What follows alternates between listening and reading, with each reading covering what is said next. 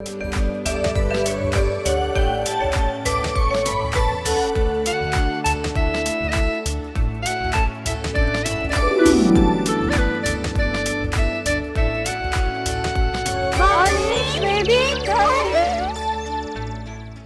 साथियों, ब्रेक खां पोइ वरी तव्हां सां गॾु आहियूं ऐं तव्हां ॾिठो नेहा साहिबा पाण खे केॾो सुठो कलाम ॿुधायो ऐं सभिनी खे इन्वॉल्व करे छॾियईं। हिकिड़े फ़नकार जी इहा ॾाढी सुठी हिकिड़ी जेको आहे सो हुनजी कामयाबी चइजे या हिकिड़ो हुनजो फ़न आहे, फ़न जो हिसो ई आहे त उहो कीअं सभिनी खे कनेक्ट करे थो। माना जेके माण्हू बोर वेठा आहिनि सुबुह सुबुह आया आहिनि, उहो ई जेको आहे सो सुबुह असांजी कॾहिं कॾहिं ईअं ई हूंदी आहे त उन सभिनीनि खे इन्वॉल्व करे थी ऐं जेको आहे सो हिकिड़ी सुठी जेका वाइब्स तव्हां महसूसु कयो था, असल में इहा ई शइ हूंदी आहे। ऐं मौसीक़ी इहो ई कमु कंदी आहे, पर जेकॾहिं सिंगर सुठो तव्हांखे हुन में इन्वॉल्व करे सुठे तरीक़े सां जेको आहे सो म्यूज़िक खे अदा करे त अञा उहो शइ ॿीण ते थी वेंदी आहे। हाणे पाण थोड़ा पढ़ाकू थी वञूं था, एजुकेशन जी ॻाल्हि शुरू था कयूं। मोहम्मद अहमद साहब, आप बहुत देर से चुप बैठे हुए हैं, तो मैंने कहा आपसे भी जो है ना कुछ बात कीजिए। हमारा जो एजुकेशन सिस्टम है, आप भी ज़ाहिर है इसी से पढ़ के आगे भी आपने अपना प्रोफेशन ज्वाइन किया, आप सेटिस्फाई हैं निसाब जो हमें पढ़ाया जा रहा है या इसमें कुछ चेंज होना चाहिए? नहीं, अभी तक जो पढ़ाया जा रहा है वो बिल्कुल अकॉर्डिंग टू द अपडेट पढ़ाया जा रहा है। मैं सिर्फ यूनिवर्सिटी लेवल की बात करूंगा, स्कूल और कॉलेजेस का मुझे इतना आइडिया नहीं है, लेकिन अभी जो यूनिवर्सिटीज़ में पढ़ाया जा रहा है वो इस वजह से अपडेट पढ़ाया जा रहा है क्योंकि हम लोग क्या कर रहे होते हैं कि हम लोग जो भी हमारा हार्वर्ड का या ऑक्सफोर्ड यूनिवर्सिटी का जो भी उनका करिकुलम होता है, जो भी कोर्स होता है, तो वो अब हमने क्या किया है, बाहर की यूनिवर्सिटीज़ के साथ हमने कोलैबोरेट करना शुरू किया है। जी बिल्कुल, हाँ। और उनकी कोलैबोरेशन के साथ हम ये देखते हैं कि वो लोग क्या कोर्स पढ़ा रहे हैं, क्या आउटलाइन फॉलो कर रहे हैं, तो एग्जैक्टली वही कोर्स आउटलाइन हम अपनी यूनिवर्सिटीज़ में फॉलो करवा रहे होते हैं। फिर थ्रू आउट पूरा सेमेस्टर उनका कैसे चल रहा होता है, कितनी एक्टिविटीज़ वो करवा रहे होते हैं। अच्छा, फिर इन डेप्थ चले जाते हैं। अगर कोई क्लास में कोई टीचर पढ़ा रहा है तो वो पर आवर में क्या पढ़ा रहा है, फिर दूसरे आवर में क्या पढ़ा रहा है, तो वो एक बिल्कुल पहले तो होता था कि मैक्रो लेवल के ऊपर ट्रांसपेरेंसी होती है, अब बिल्कुल माइक्रो लेवल के ऊपर जो है ना वो ट्रांसपेरेंसी होती है, हर चीज़ हमें पता होती है। तो अब हम ये नहीं कह सकते कि हम आउटडेटेड हैं पिछले 10 सालों से। अब HEC ने भी ये कर दिया है कि जो आपका करिकुलम है वो 3 साल पुराना नहीं होना चाहिए, वरना हमारे स्कूलों में तो अभी तक यही चल रहा है, वो पुरानी चीज़ें पढ़ाई जा रही हैं, आगे क्या जा रहा है वो हमें नहीं पता होता। लेकिन अब यूनिवर्सिटीज़ में ये हो गया है कि पिछले 3 साल से पहले आप सब ऑब्सोलीट हो गया है। 3 साल का जितना भी है वो सारा आप अपडेट पढ़ाएंगे। और वो अपडेट कैसे होगा, फॉर सपोज कि अगर हम कंप्यूटिंग की बात कर लें तो अगर हम 3 साल के पीछे का या अपडेट अगर हम पढ़ा रहे होते हैं तो उन सारी प्रैक्टिकलिटीज़ को और वो सारी टेक्नोलॉजीज़ को हम इम्प्लीमेंट भी कर रहे होते हैं। और ये सबसे ज़्यादा अच्छी इम्प्लीमेंटेशन हमारी जो है वो आपकी इंडस्ट्रीज़ हो गई, कंपनीज़ हो गई, वहाँ पे इम्प्लीमेंटेशन हो रही होती है। सही।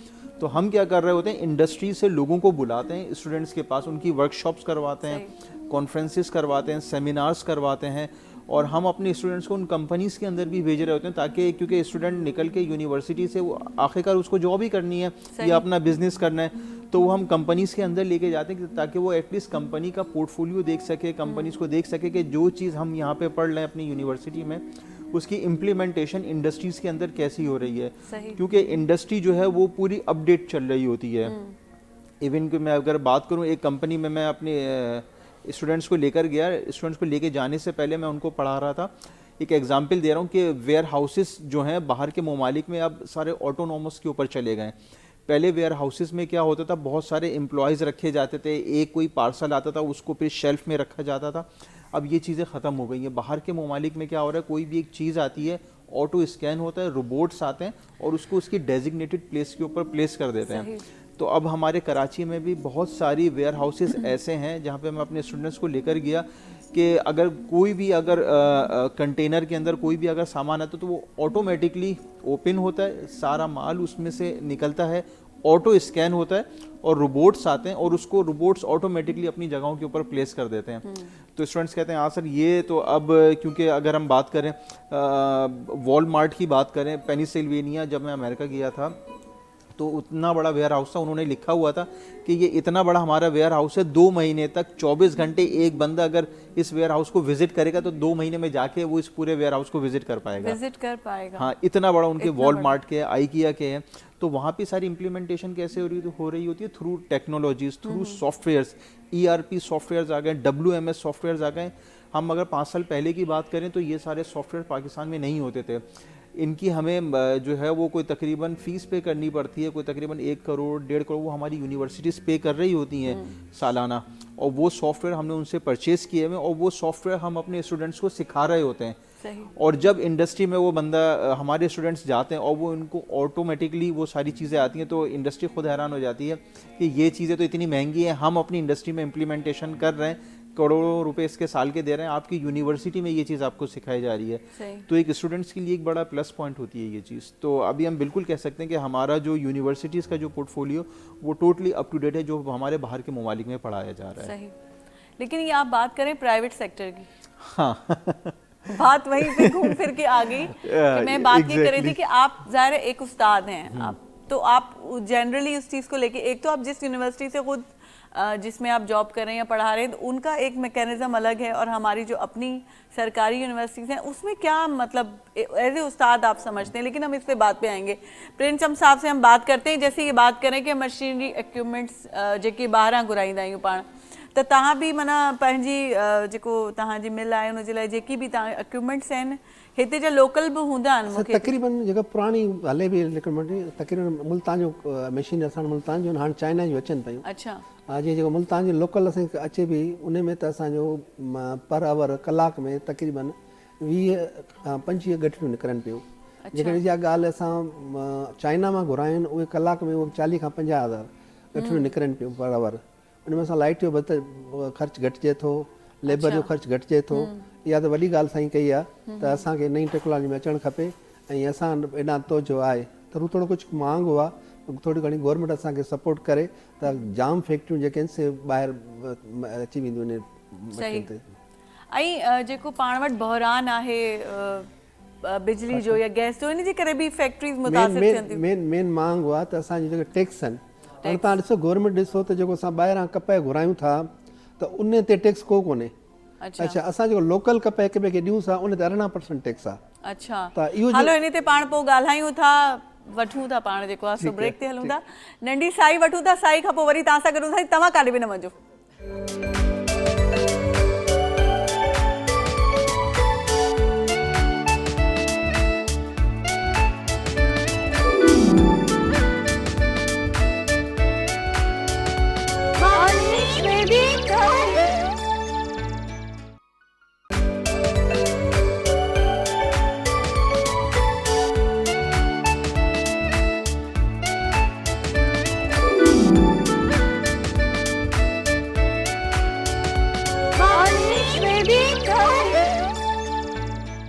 जी साथियों, नंढी साई खां पोइ वरी तव्हां सां गॾु आहियूं।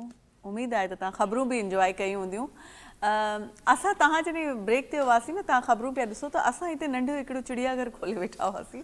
असां एनिमल जे राइट्स ते तमामु घणो ॻाल्हायूं पिया, छाकाणि नेहा साहिबा हिकिड़ो अहिड़ो हसास टॉपिक छेड़े छॾियो आहे जेको असांजी घिटियुनि में जेकी जानवर घुमी रहिया हूंदा आहिनि, मिसाल तौरु ॿिलियूं आहिनि या जेकी कुता आहिनि, उन्हनि सां जेकी ॿार सलूक कंदा आहिनि, उन्हनि खे पथरूं हणंदा आहिनि, काठियूं हणंदा आहिनि, त इन जे नतीजे में उहे मुख़्तलिफ़ नफ़सियाती मसइलनि जो शिकार थी वेंदा आहिनि। पाण वटि अञा हुकूमती सतह ते एतिरो घणो जेको आहे एनिमल राइट्स जे लाइ कमु न थी रहियो आहे, त उन ते पाण ॻाल्हायूं पिया। त उन ते ई जेको आहे कंटिन्यू करे उन टॉपिक ते कुझु ॻाल्हियूं मां करणु चाहींदसि। पहले तो आपके लिए मैंने सुना है कि आप जब घर से निकलती हैं तो मोहल्ले के सारे कुत्ते वहाँ जमा हो जाते हैं, तो ये थोड़ा इस बात को क्लियर कीजिए। ये तो मैं ये कहूँगी कि ये हकीकत है। हाँ।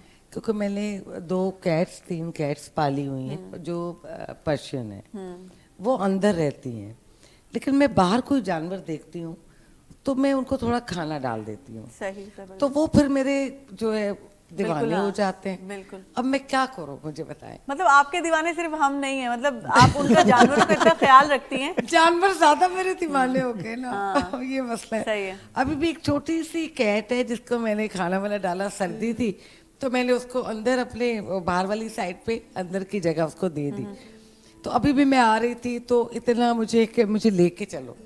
अब मैंने कहा मैं तो रिकॉर्डिंग में जाऊंगी तो कैसे ले चलूं तुझे। फिर भी मैं खाना वाना डाल के तसल्ली दे के आ गई। तो मैं ये चाहती हूँ कि पता होना चाहिए आवाम को, लोगों को, कि जानवर भी एक जान रखता है। आप ये ना समझें कि आप इंसान हैं तो वो जानवर है। आप ये समझें उसमें भी जान है, वो भी जानदार है। वो सच्ची बात ये जानदार कि है। हम लोगों में आप सिविल उसको सेंस पत्थर जो है ना, मारो, आप उसको ये करो कि अगर कुछ खाने के लिए नहीं दे सकते, एटलीस्ट उसको पत्थर नहीं मारो, सही। उसको तंग नहीं करो, सही। उसको बैठा रहने दो। फिर वो बच्चों को मैंने देखा है उस जगह पे बहू बहू बहू कर रहे होते हैं, छेड़ रहे होते हैं, तो कुत्ता होता है, कुत्ता तो फिर छिड़ जाता है, सही। तो वो छिड़ता है तो फिर वो काटता है। मुझे क्यों नहीं काटा उसने, किसी और को क्यों नहीं? जो छेड़ेगा तो उसको तो कुत्ता है, कुत्ते को कुत्ता क्यों कहा जाता है? नहीं, वो अभी थोड़ी देर कोई पहले वजह बीच में बात हो रही थी ना नहीं, कि बात असल में ये छेड़ा है जाता है कि ना। हमारे बच्चों में जो मेन, छोटे बल्कि छोटे हम बच्चे आएंगे जो शायद पत्थर मार साहबा रहे की तरफ। आप अभी बताइए असल में कि- छाए बिल्कुल स्कूलन गलत में है, भी बिल्कुल गलत या है। घरेलू गलत है, सतह ते बिल्कुल भी अरे ये तुसी पत्थर नेहा ये साहबा, गाल तना चुप है। कर हर दी के मुझे। कुत्ते बंद हो बटे जो उनके नहीं, नहीं, लेकिन समटाइम्स ऐसा कुछ ना करो, काटे। अभी ये बता रहे थे ना, इन्होंने कुछ ही नहीं किया, इनके वो बीच में से अच्छा, निकल उसमें के भी काट हम लिया। आते हैं, चलिए। देखिए वो कहीं ना कहीं चिढ़ जाते हैं, हाँ, चिढ़ जाते हैं। कोई उसको छेड़ रहा है, हाणे ये त ना करे खपे अब हम ना। छिड़ सही, जाते ये हैं न जो- करणु खपे। हाणे इन पंहिंजे ते ई पाण अचूं में था। शाहिदा साहिबा सां मां ॻाल्हाइण हम जो हुकूमत से चाहींदसि, चिढ़े हुए, हम तव्हां क्या करें? हम हिकिड़ा किसको टीचर आहियो। केतिरो ज़रूरी आहे स्कूल में जेके हिकिड़े नंढा ॿार, जॾहिं ज़ाहिर ॿारनि जी ओसर थिए थी 4 साल जी उमिरि खां, अॼुकल्ह जेको एवरेज उमिरि आहे तॾहिं खां पेरेंट्स जेको आहे सो ॿारनि खे स्कूल मोकिलीनि था। जॾहिं त इंटरनेशनली चवंदा आहिनि एतिरे नंढे ॿार खे स्कूल न मोकिलणु घुरिजे। ॿार खे माना 5 साल की उम्र ताईं तव्हां घर में उन सिविल सेंस डेवलप किया। सिर्फ वो सिविल सेंस जो है ना जानवरों के हवाले से नहीं डेवलप किया जाता, एक पहलू ये भी है। पर उनखे पंहिंजे तव्हांजे ओड़े पाड़े में जेके कहिड़ी प्लांट्स लॻल आहिनि उन्हनि जो कीअं ख़्यालु करिणो आहे, ट्रीज़ जो कीअं ख़्यालु करिणो आहे, किचिरो न आहे उछलाइणो। इहो ट्रेनिंग त घरां थींदी आहे न। ॿार चिप्स खाइनि था ऐं हुते ई रैपर फिटी था करे छॾनि। ऐं घर में जेकी माइरूं मौजूद आहिनि उन्हनि खे चवनि नथियूं, पाण अचनि थियूं, खणनि थियूं, वरी हो थ्रो थियूं कनि डस्टबिन में, जॾहिं त तव्हांखे न करणु घुरिजे। तव्हांखे हुन ॿार खे ई महसूसु कराइणु घुरिजे ऐं जेसि ताईं उहो खणी हुन शइ खे न माना थ्रो करे डस्टबिन में, तव्हां हुनखे ॿी शइ न ॾियो या हुन सां तव्हां हिकिड़ो थोरो बाइकाट कयो जो उहो फील करे। हाँ, हिकु ॾिसो त 1.5 साल या साल जो ॿारु आहे, हू घर में रोए थो, मां हुनखे मोबाइल ॾेई थी छॾे हाँ। त पंहिंजो कमकार करे वठे। ठीकु आहे, इहे ॿार जी ग्रोथ वधी वधी ॿार 2.5 साल जो थिए थो, पोइ ॿारु मोबाइल में थो थी वञे थो, पढ़ाई खां भॼे थो। पोइ ज़्यादातर जेके माइरूं पढ़ियल लिखियल आहिनि त 2.5 साल जे अंदरि ॿार खे दाख़िल करे थियूं छॾनि, ताकी उहे घर जूं जेके माउ पीउ ॻाल्हाइनि था उहे ॻाल्हियूं पिक कनि, या मोबाइल जे अंदरि अहिड़ा कोर्स सिस्टम आहिनि, ॿार कार्टून हलाए वियनि त हुननि जो ज़हन किथे फ्रेश थींदो। पोइ हू 2.5-3 साल जो ॿारु स्कूल में दाख़िल करनि था। हाणे तव्हांखे स्कूल जे टाइम जी 4-4.5 कलाक 5 त एनी हाउ आहे, पर जेको प्ले ग्रुप खां वठी KG2 ताईं आहे इहो टाइम 4.5 कलाक आहे, जंहिंमें अधु कलाकु ब्रेक थी थो वञे, बाक़ी 4 कलाक। ऐं जेकॾहिं उहे 4 कलाक हिकु टीचर सां गॾु वेठा आहिनि ऐं उते सम्झो ऑडियो क्लास बि थियनि थियूं, वीडियो क्लासिस बि थियनि थियूं, ऐं टीचर हिकु हंध में विहारे पेन सां ड्रा करणु सेखारे थी, त ॿार जो अधु रुझान त पढ़ाईअ तरफ़ अची वियो। उन खां पोइ जॾहिं ॿारु घर वञे थो थोरी चेंजिंग करे वरी उन ॿार खे मदरसे मोकिलियो थो वञे, वरी उनखे ट्यूशन ॾिनी थी वञे, त 6 बजे ताईं तव्हांजो ॿारु त इहो स्कूल जे अंदरि ई आहे। उन खां पोइ ॿार खे माइरियूं खाराए पीआरे निंड, वरी सुबुह जो उहो ई ॿारु रूटीन उथे थो। इहा छा आहे त हीअ पेरेंट्स जी सोच आहे, पर जेके चवनि था त कंदो छा, पढ़ी कंदो छा, नौकरियूं त मिलनि ई कोन थियूं, इहा ॻाल्हि बि हुनजी राइट आहे, पर कॾहिं अलाह ताला जो फरमान त ग़रीब ग़रीब न रहंदो, हिकिड़े ॾींहुं हुनखे बि अमीर थियणो आहे। ऐं इहो क़ुर शरीफ़ में वाज़िह लिखियलु आहे, जेकॾहिं उहो ग़रीब जो ॿारु पढ़ी अॻिते निखरंदो। ऐं ईअं ई मूं वटि तक़रीबन 8 साल पहिरियों मूं वटि हिकिड़ो यतीम छोकिरो आयो, ऐं उहो ईअं जीअं मुंहिंजो पंहिंजो पुटु आहे, मां ऐं उहो ऑफिस में वेठा हूंदासीं, मुंहिंजो हस्बैंड ऑफिस खां ईंदो, हू चवंदो हीउ छो वेठो आहे तो वटि, मां चवंदी हुअमि तव्हां हलिया वञो मथे, पोइ तव्हां सां ॻाल्हायां थी। पोइ हुन छोकिरे खे मां कंप्यूटर सेंटर ते दाख़िल करायो, उनजी फीस, उनजी रोज़मर्रा चिंची जो किरायो, इवन छोकिरे एंटर कई ऐं कोचिंग बि कई। उन खां पोइ माशाल्लाह सां हुनजो पीउ शहीद थी वियो, पुलिस में हुयो, पर हुन छोकिरे जो पीउ जे दोस्तनि सां कॉन्टेक्ट हूंदो हुयो। पोइ जॾहिं हू इंटर कई त हू पंहिंजे बाबा जे दोस्तनि ॾे वियो, उन्हनि हिनखे पुलिस में भर्ती करायो। माशाल्लाह सां उहो जॾहिं उनजी शादी थी त हू पहिरियों पंहिंजी माउ खे चए पियो, हू बलोच माण्हू, बलोच कहिड़ी क़ौम हूंदी आहे, गगा पाईंदा आहिनि, हू उनखे पंहिंजी माउ खे चयईं त मूंखे पहिरीं पघार मिली आहे, हीअ जेका मां देॻ लारायां थो, हिते मुंहिंजी मैडम मुंहिंजी माउ वेहंदी, हिते कोई बि बरोच न ईंदो। ऐं जॾहिं मां चवां पई त मां बरोचनि जे खानदान में वेंदमि कीअं, पोइ मूं पंहिंजे हस्बैंड खां पुछियो त हीउ जेको छोकिरो ईंदो इहो सम्झो मुंहिंजो पुटु आहे, चए मैडम तव्हां हलो मां छॾे थो अचांव, मूंखे छॾे आयो। हाणे हुन शादी कई आहे, हुनजो पुटु बि ॼायो आहे। त ॾिसो हिकु सोच ऐं हिकु सुठे माण्हूअ जो हथु इंसान जा केतिरा रंग थो करे। माण्हू खे माण्हू थो ठाहे छॾे। हा सही। अगरि हिकिड़े इंसान जी सोच सुठी हुजे, हाणे हू मूं ॾे आयो, हुनखे कंहिं चयो त इहो कमु अलॻि स्कूल जी मैडम कंदी अथव, सही, ऐं बिल्कुलु। हिन वक़्तु बि मां पंहिंजे बिटाईआबाद जे अंदरि स्कूल हलायां पई ऐं रनिंग कयां पई, एसोसिएशन में बि आहियां, ऐं 26 साल कोई घटि अर्सो न आहे, माशाल्लाह सां वॾो अर्सो आहे। पर इन 26 सालनि जे अंदरि गली गलीअ में कोई बि अंदरि इन थींदो न लोकेशन ते, त माण्हू उन्हनि खे रस्ते ते गेट ते छॾे वेंदा आहिनि। बिल्कुलु। ऐं कहिड़ो बि मुंझियल माण्हू हूंदो न, छड़ो कंहिंखां पुछंदो चवंदो इहे मेमण ॾे वञो, इहा मैडम अथव, इहा ई तव्हांजो मसइलो हल करे सघी थी। बिल्कुलु। ऐं चाहे उहो जिना हॉस्पिटल जो हूंदो, चाहे सिविल हॉस्पिटल जो केस हूंदो, उहो रेफर कंदमि, पहिरियों डॉक्टर सां ॻाल्हाईंदमि, हीउ केस तव्हांखे करिणो आहे। सही सही। ऐं उन्हनि सां बि दुआ सलाम आहे, ही कहिड़ा ई स्टूडेंट जेके लियाकत हॉस्पिटल में वेठा आहिनि ऐं असां वटां पढ़ी विया आहिनि। ही ईअं चवनि था त बिटाईआबाद जो इलाइक़ो आहे, हिते 1000 रुपयो फीस आहे, पढ़ाई सुठी न हूंदी। पढ़ाई 100% सुठी आहे, मास्टर एमफिल टीचर आहिनि, सिर्फ़ु असां आबादीअ जे हिसाब सां टीचर रखिया आहिनि ऐं उतां जे ॿारनि खे सुठी तइलीम ॾियण लाइ रखिया आहिनि। बिल्कुलु सही ॻाल्हि आहे। तव्हां हुते जी लोकल जेकी रहंदड़ माण्हू आहिनि या छोकिरा छोकिरियूं आहिनि, उन्हनि खे हालांकि मुंहिंजो नौकरी हस्बैंड तव्हां ॾिनी आहे, इहा बि हिकिड़ी माना तव्हांजो हालांकि मुंहिंजो सुठो स्टेप हस्बैंड चइबो। पाण सर्विया पाकिस्तान में ऑफिसर आहे, हिन वक़्तु हुनजी पोस्टिंग पेशावर में आहे। हा, ऐं सभ खां वॾो हथु मूंखे हुनजो आहे, सभ खां त पेरेंट्स जी शुक्रगुज़ार जिन असांखे पढ़ायो, अॻिते वधायूं। बिल्कुलु। हा, ऐं मुंहिंजो वालिद बि सुपरवाइज़र, ऐं सहुरो मुंहिंजो DDO लाड़काणे ज़िले जो। ज़बरदस्त। त अहिड़े तरीक़े सां अल्हम्दुलिल्लाह फैमिली असांजी एजुकेशन, निणान मुंहिंजी सिविल हॉस्पिटल में डॉक्टर आहे। तमामु सुठो कमु करे रहिया आहियो, तव्हांजी फैमिली बि ॾाढो सुठो कमु करे रही आहे। पर असां जेको आहे सो सर ॾे ईंदासीं प्रेमचंद साहब ॾे, जेको आहे सो साईं तव्हां जेको इंडस्ट्री हली रही आहे तव्हांजी, तव्हां छा था सम्झो अञा छा गवर्नमेंट सतह ते तव्हांजा इहो कमु वधीक माना वाध वेज जे लाइ छा हुकूमत करे जो असां अञा सुठी जेका आहे असां कॉटन प्रोडक्ट करे सघूं? एक्चुअली छा त गवर्नमेंट जा रेट जेके आहिनि से बिजली आहे ख़ासि करे या मार्कअप रेट आहे, उहे असां दुनिया खां असांजा वधीक आहिनि, ऐं बिजली जेका वधीक आहे घणो, उन लाइ उनजा रेट थोरा घटि कया वञनि। बिज ख़ासि करे बिज जेके आहिनि असां ॿिए नंबर अचनि पिया। रेट घटि बिजली जी त असांजी बि डिमांड आहे। हलो ठीकु आहे। इंडस्ट्री थींदी त सभु कुझु थींदो, रोज़गार मिलंदो। हाणे ॾींहों ॾींहुं त अॻे असां वटि पाकिस्तान में 1200 जिनिंग फैक्ट्रियूं हुयूं, 1200 पूरे पाकिस्तान में। हाणे उन जॻह ते सुकड़ जी अची 600 ते बीठियूं आहिनि फैक्ट्रियूं, 600 फैक्ट्रियूं बीठियूं आहिनि। अञा शहरनि में सही सकत में कोन्हनि, उहे बि हाणे 300 या 400 माना सही तरह फंक्शन में आहिनि। ठीकु आहे, जे गवर्नमेंट जी तवजो हुजे असांखे माना मार्कअप रेट घटि ॾियनि, फाइनेंस सुठी कनि, ऐं टैक्स जेके आहिनि जीअं मिसाल ॻाल्हि असां हिते ककड़नि ते जीअं जंहिंजो चारो जीअं माल खाईंदो आहे, खड़ चवंदा आहियूं पाण, त खड़ ते गवर्नमेंट टैक्स लॻल आहे।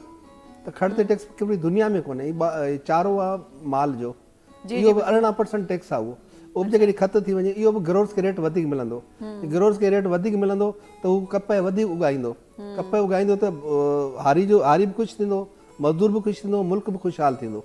बहरहाल गवर्नमेंट जी तवजो हुजे ख़ासि करे असांजा जेके टैक्स आहिनि न, जेके टैक्स जेके आहिनि उहे घटाइनि, ऐं मार्कअप रेट बि घटाइनि, ऐं असांखे सहूलियत ॾियनि। हूअं गवर्नमेंट में असांखे का शिकायत कान्हे, असांखे माना माहौल ठाहे था ॾियनि, असां वटि गुंडागर्दी कान्हे, ऐं सुठा माण्हू आहिनि, को मसइलो अचे थो मिंट में असांजी इंतिज़ामिया असांजी मदद करे थी। बहरहाल इहे जेके टैक्स आहिनि जेके वॾे पैमाने ते, उन्हनि लाइ असां चवंदासीं गवर्नमेंट खे, जेके तव्हां केरु ॿुधे पियो वॾो, थोरी तवजो ॾे, ख़ासि करे मार्कअप रेट आहे या बिजली आहे, 2 टे टैक्स जेके आहिनि, खड़ ते टैक्स आहे, ककड़नि ते आहे, बिल्कुलु ग़लति आहे। अॻे कोन हो, 2 साल थिया आहिनि लागू थी वियो आहे, उहो वॾो फ़र्क़ु पए थो। तव्हां चओ था त इहो घटि कया वञनि त सुठो अञा बहितर त ग्रोर्स खे रेट मिलंदो न, घटि में घटि हाणे 12,000 या 10,000 माण्हू फुटी जो रेट हुअणु खपे, उहो हींअर आहे 7,000 साढा 7,000 रुपया। ऐं बिज जी बि तव्हां का ॻाल्हि पिया हा, बिज जेको आहे सो हींअर नकुली अचे पियो ग़लति, त गवर्नमेंट हींअर तवजो थी आहे ॿाहिरां बिज घुराइनि पिया, ऐं जेके बिज बि जेके सुठा अची विया न, असांजी ग्रोथ सुठी थींदी ऐं यील्ड असांजी बहितर थींदी। यील्ड असांजी 30 मण अॻे हुई एकड़ जी, पर एकड़ जी, हाणे उहा अची माना घटिजी अची 20 ते पहुती आहे, त माण्हू ग्रोथ खे उहे पैसा मिलनि कोन था, पाण लॉस पए थी, कॾहिं कॾहिं लॉस थी वेंदी आहे, पोइ माण्हू खे ॿिए पासे हली वेंदा आहिनि, के चांवरनि ॾे हली वेंदा आहिनि, के कमनि ॾे हली वेंदा आहिनि। त इन लाइ त जेकॾहिं असां वटि जेकॾहिं सुठा बिज अची वञनि ऐं पेस्टिसाइड जेका नकुली न हुजे, त असांजो क्रॉप पूरी दुनिया में बहितर आहे, सुठो क्रॉप आहे, ऐं सुठी माना असांजी जेका कॉटन आहे बहितर कॉटन आहे दुनिया जे हिसाब सां। जी बिल्कुलु बहितर कॉटन आहे। असां हींअर ॿाहिरां पिया घुरायूं, असांजी खपत जेका 1 करोड़ 20 लख गठड़ियूं जी असांजी खपत आहे, त असां वटि इहा खपत जेका 1 करोड़ 20 लख गठड़ी तव्हां रोज़ानी बुनियाद ते चई रहिया आहियो? साल जी ॻाल्हि उहो ई मां हैरान थी वियमि एतिरी। असां थींदियूं 50 लख गठड़ियूं, सही। हा, असां 70-80 लख गठड़ियूं ॿाहिरां घुरायूं था, असां पंहिंजो नाणो जेको ॿाहिरि मोकिलियूं था, हाँ त हलाने की जगह असां जॾहिं त उतां नाणो अचणु हा उतां अचणु खपे जेका असांजी प्रोडक्शन वधंदी न असांजी जेके क्रॉप वधंदो त असां पाण ॿाहिरि अञा माल मोकिलींदासीं पैसा असां ॾींदा पैसा असां वटि ईंदा पर गवर्नमेंट थोड़ी तवजो ॾे असां ते त अॻे त ॾिनी अथनि सुठा हुआ हींअर असांजी गवर्नमेंट को माना शिकायत कान्हे ॿ टे जेके शिकायतूं आहिनि सो ॿुधनि वॾा त बिल्कुल बुद्धि रहा हूंदा ऐं ॿुधंदा ई ज़रूर जेको आहे सो इन मसले जो हल थींदो। अच्छा अभी हम बात कर रहे थे सिविल सेंस की, उस पर ही मैं थोड़ा, क्योंकि आप भी उस्ताद हैं, बच्चे पढ़ रहे हैं प्राइमरी लेवल पे भी पढ़ के आ रहे हैं, फिर कॉलेजेस, फिर वो यूनिवर्सिटी तक पहुंच रहे हैं, लेकिन बच्चों में अभी तक सिविल सेंस वो डेवलप नहीं हुआ जो कि होना चाहिए। हाँ ये बिल्कुल आप सही कह रही हैं। अच्छा ये चीज़ें जो है ना सिखाई जाती हैं आपके मॉन्टेसरी से। मैं आपको बताऊँ, मैं जब पेनिसिल्वेनिया गया था यूएस, तो जब फर्स्ट टाइम मैं गया तो वहाँ पे मैंने अपने कज़न के बच्चों को देखा, वो 5-6 साल के हो गए, वो अभी तक स्कूल ही नहीं गए थे। तो मैंने बोला भाई रीज़न क्या है, 5-6 साल में तो हमारा बच्चा 3-4 क्लासेस पढ़ जाता है, अभी तक क्यों नहीं भेजा? कहा कि यहाँ की गवर्नमेंट ने रूल बनाया हुआ है कि 6 साल से पहले आप अपने बच्चे को स्कूल में दाखिला नहीं करा सकते। मैंने कहा what's the reason behind that? तो उन्होंने कहा कि इसका ये वजह होती है कि एटलीस्ट बच्चा अपना बचपन तो जी ले, उसको अपना बचपन से वो चीज़ तो गुजर जाए। अब हमारे यहाँ क्या होता है, बच्चे को पहली 2 साल का हुआ नहीं, इवन कि मैंने कुछ स्कूलों में देखा है कि बच्चा पैदा होने वाला भी नहीं होता, उसका नाम लिखवा दिया जाता है स्कूलों हाँ, में। वो तो एक रजिस्ट्रेशन काइंड ऑफ प्रोसीजर है। तो मैंने कहा फिर जब बच्चा नर्सरी में आता है, फिर वो एक दौड़ में नर्सरी से ही शुरू हो जाता है, पहला पोजीशन, दूसरी पोजीशन, तीसरी, और वो मरते दम तक वो पहली दूसरी पोजीशन में लगा ही रहता है। तो बाहर के ममालिक में वो ये कहते हैं कि नहीं भाई 6 साल से, इवन कि जापान में भी ऐसा यही होता है, चाइना में भी होता है कि 6 साल से पहले आप बच्चे को स्कूल में दाखिला नहीं करा सकते। दूसरी एक चीज़ मैंने वहाँ नोट करी कि मैं वहाँ थाईलैंड गया हुआ था, मैं एक कॉन्फ्रेंस में ना, तो मेरे कुछ कुलीग्स वगैरह थे, तो वो गाड़ी में आके बैठे, मैं ड्राइव कर रहा था, तो वहाँ पे मैंने बबल वगैरह खा के मैंने वो गाड़ी के साइड में वो जो जगह होती है वहाँ पे मैंने रख दी। तो आप यकीन करें मेरे जो कुलीग्स बैठे हुए थे ना, उन्होंने मुझे सीरियसली करके यूँ टेयर किया, घूरा। तो अब वो ऐसे नहीं कि वो बड़ा सीरियस होके कि ये तुम क्या कर रहे हो। मैंने दिल में कहा ये तो मैं फिर भी बड़े रेस्पेक्ट से गाड़ी के कोने पर नहीं तो हम तो मैं शीशा खोल के बाहर थ्रो कर देते शीशे थ्रो से। कर देते हैं। तो उसने बोला ये आप कर क्या रहे हो? तो मैंने कहा मैंने फिर भी यहाँ रही, तो मैं उनका घूरना समझ गया। कहा नहीं, इधर दो, उनका हाथ में पकड़ो या फिर इसको जेब में डालो, इसको आप इस तरीके से नहीं फेंक सकते अगर आप भूल गए, क्योंकि ये वो एक ऐसी चीज है जो कि डीकम्पोज नहीं होगी, ये बायोडिग्रेडेबल चीज नहीं है। तो मैंने कहा भाई ये तुम में सिविक सेंस की जो बात है, मैंने कहा ये कैसे डेवलप हुई? कहा कि हमें बचपन से ये चीज सिखाई जाती है हाँ। कि कोई भी ऐसी चीज जो कि बायोडिग्रेडेबल नहीं है, यानी कि एनवायरनमेंट के अंदर डिसॉल्व नहीं होगी, तो उसको आप ऐसे ट्रैश नहीं कर सकते। तभी आप देख रहे हैं कि आजकल जितनी भी हमारी प्रोडक्ट्स या जो पैकेजिंग आ रही है वो सारी बायोडिग्रेडेबल आ रही है, ताकि अगर हम उसको यूज करने के बाद एनवायरनमेंट में थ्रो भी कर दें तो वो एटलीस्ट कुछ सालों में जाके डीकम्पोज हो जाती है। वरना जो थैलियाँ क्यों बैंड होना शुरू हो गई, उनकी जगह के ऊपर पेपर बैग्स क्यों आना शुरू हो गए, वो इसी वजह से, क्योंकि अकॉर्डिंग टू द सर्वे जो कि डाउ गॉर्जियस ने एक सर्वे किया कि अगर इसी तरीके से अगर हमने बायोडिग्रेडेबल के ऊपर काम करना नहीं शुरू किया, पैकेजिंग के ऊपर काम करना शुरू नहीं किया, तो 2050 वो एक ऐसा साल होगा जिसमें इंसान कम होंगे और पूरी दुनिया 80% गार्बेज से भर चुकी होगी। तो ये जो सिविक सेंस वाली बात है, और फिर अभी हम थोड़ी देर पहले बात कर रहे थे जानवरों लेकिन से, हम ब्रेक से आने के बाद इस पे दोबारा बात कंटिन्यू करेंगे। नाज़रीन टाइम थियो नंढी साई जो, साई वठूं था, साई खां पोइ वरी तव्हां सां गॾु हूंदासीं। तव्हां त गॾु हूंदा ई आहियो असां सां गॾु।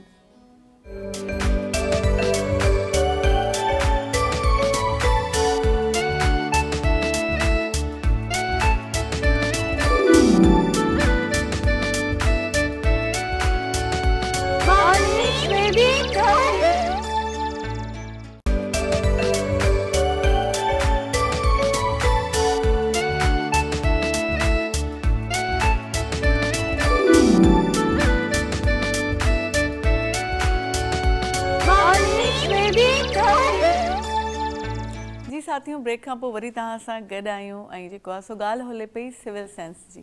सिविल सेंस जी वाकई में असां में तमामु घणी घटिताई आहे ऐं इन ते कमु थियण जी नंढे लेवल खां, माना नंढो जॾहिं ॿारु हुजे थो 3-4 सालनि जो, तॾहिं खां ज़रूरत है। उहा ई ॻाल्हि ॿोल हले पई पंहिंजी अहमद साहब सां, तो उसी को कंटिन्यू करते हैं कि जो आपने बोला कि आपने वो थ्रो नहीं की और वो तब आपको एहसास हुआ कि बचपन से आपको वो तरबियत नहीं मिली सिविल सेंस की। और ये चीज़ हमें सिखाई जाती है स्कूल से, क्योंकि आप देखें ना, क्योंकि वो कहते हैं ना कि जहन आपके बच्चे का कोरा कागज़ होता है। अब इस टाइम पे अगर कोई मुझे बोले कि नहीं फेंको, मैं बोलूँगा हटाओ यार, इधर फेंक दी। हाँ। तो वो चीज़ आपके बचपन से ही डेवलप की जाती है और वो फिर जेनेटिक में आ जाती है और फिर वो चीज़ें इस तरीके से आप नहीं कर रहे होते। अभी हमने वो जानवरों वाली बात करी थी, जो पत्थर मार रहे होते हैं बाहर के ममालिक में, क्या कभी ऐसा होता है आपके किसी मतलब आप पे फाइन लग जाता है। एग्जैक्टली फाइन लग जाता है। तो उसकी सारी फिर वो सारी चीज़ें होती हैं, प्रिकॉशंस होते हैं, उन सारी चीज़ों का आपको ख्याल करना पड़ता है। और पहली बात कि इसकी नौबत नहीं आती क्योंकि बच्चों की बचपन से जो है ना एक सिविल सेंस उनमें डेवलप किया जाता Exactly. है कि आपने किसी एनिमल को हर्ट नहीं करना, आपने किसी प्लांट को हर्ट नहीं करना। हाँ, ठीक है, exactly. आपने जो गार्बेज है वो ऐसे थ्रो नहीं करना स्ट्रीट्स पे, इवन घर पे भी। अगर देखें स्कूल का तो है जिम्मेदारी, हाँ, लेकिन हम घर से ही शुरुआत की जाए ना, हम अपने घर को साफ, इवन सिर्फ माओं की भी नहीं, हाँ, जो मतलब, वालिद हजरात हैं जो उनकी बड़े भी भाई है। बहन हैं या जो भी हैं, उन सब की उनको रिस्पॉन्सिबिलिटी सिखाना है। चाहिए बच्चे को, हाँ। क्योंकि नॉर्मली हमारे घर में बच्चों की एक प्रैक्टिस है, रैपर खोला, चीज जो है ना उन्होंने खा ली और रैपर उधर ही छोड़ दिया। इवन कि अगर हम देखें अपने दुकानों के बाहर सुबह आते ही लोग करके आ रहे, अपने दुकानों के सामने से कचरा साफ किया और बराबर ही दुकान के सामने कर दिया। वो बाद में आके पहले तो अपना भी साफ करेगा, फिर वो दूसरे का भी साफ कर रहा होगा। दूसरी चीज़ जो अभी मैं बात ये कर रहा था, मेरे एक जहन में ये बात आई कि जो ये 5 या 6 साल के बाद जो स्कूल्स में जब बच्चे जा रहे होते हैं ना, जो अभी हम ब्रेक से पहले बात कर रहे थे, तो वो भी जब स्कूल में रहते तो उनको एग्जैक्टली फौरन पढ़ाई नहीं शुरू की जाती। सही। उनके अंदर इस तरीके के शेयरिंग वाली चीज़ें जो है ना, वो चीज़ें डेवलप की जाती हैं 2-3 साल तक। मतलब आपको बैठना कैसे, आपको किसी को सलाम कैसे करना है, आपको मतलब किसी से मिलना है, किस तरीके से मिलना है, पानी कैसे पीना है, खाना कैसे खाना है। और इवन के अमेरिका में जब आप सेकेंड ईयर कर लेते हैं तो उसके बाद 2 साल का ये बाकायदा ट्रेनिंग कोर्स होता है। तो मैंने कभी किया नहीं है, लेकिन मैंने वहाँ जाके विजिट ये ज़रूर किया था। वहाँ पे इवन को कि आपके चलने के तरीके वो आपको सिखाते हैं। बिल्कुल। जब आप टेबल की मेज़ के ऊपर खाना खाने के लिए बैठते हैं तो उसका तरीका कार होता है कि आपके राइट हैंड में आपके फॉक आएगा या स्पून आएगा। सही, हाँ। और उसकी भी ट्रेनिंग होती है कि अगर आप अपनी कटलरी के ऊपर वो स्पून और फॉक किस तरीके से रखते हैं, दिस इज द इंडिकेशन कि आपको और खाना है या और you have to finish your meal. तो ये सारे नॉर्म्स, ये सारे रूल्स, ये सारे आपको सिखाए जाते हैं। हाँ, लेकिन ये उनके लिए बहुत ज़रूरी है जो कटलरी वाला एक सेंस डेवलप करना, क्योंकि हम लोग तो फिर एशियन कंट्रीज या हम लोग का स्टाइल थोड़ा अलग है। एग्जैक्टली। तो हम लोग तो ज़्यादातर रोटी इस्तेमाल करते हैं, तो वो हमारा, लेकिन उसमें भी बच्चों को सिखाना चाहिए। हाँ। अच्छा, इसमें एक और बात है, उसको हम बाद में करते हैं। मैंने कहा नेहा काफ़ी देर से खामोश बैठी, उनसे कुछ बात की जाए। तो नेहा, आपने मतलब कब से स्टार्ट लिया म्यूजिक का? और आई थिंक आप पीटीवी पे भी गाती रहीं, तो ये तरह अपनी जर्नी शेयर करें हमारे साथ। बस स्टार्ट तो आप समझ लें कि 18, 20, 21 साल पहले स्टार्ट किया और आज आपके सामने हूँ। फिर थोड़ा सा ब्रेक हो गया मेरा, क्योंकि मुझे कैंसर हो गया था। उसकी वजह से थोड़ा फिर उस इलाज में थोड़ा वक्त गुजारा, थोड़ा सा हुआ था, क्योंकि कैंसर को हावी नहीं करना चाहिए था। कैंसर पे मैं हावी हो गई। तो आज मैं सबको बताना भी चाहूँगी कि कैंसर कुछ भी नहीं होता, कैंसर अपने दिमाग में होता है। और दिमाग से इंसान अगर कैंसर निकाल ले तो कैंसर जैसी बीमारी कुछ भी नहीं कर सकती। ज़िंदगी मौत तो अल्लाह के हाथ में है। वो तो जिसको नहीं भी है कैंसर उसको भी होगा, जिसको है उसको भी होगा। तो बहरहाल मैं ये ज़रूर पैगाम देना चाहूँगी आपके चैनल के थ्रू, धरती चैनल के थ्रू, कि हम सोचते हैं कैंसर एक बहुत ख़तरनाक नाम है, कैंसर हो गया।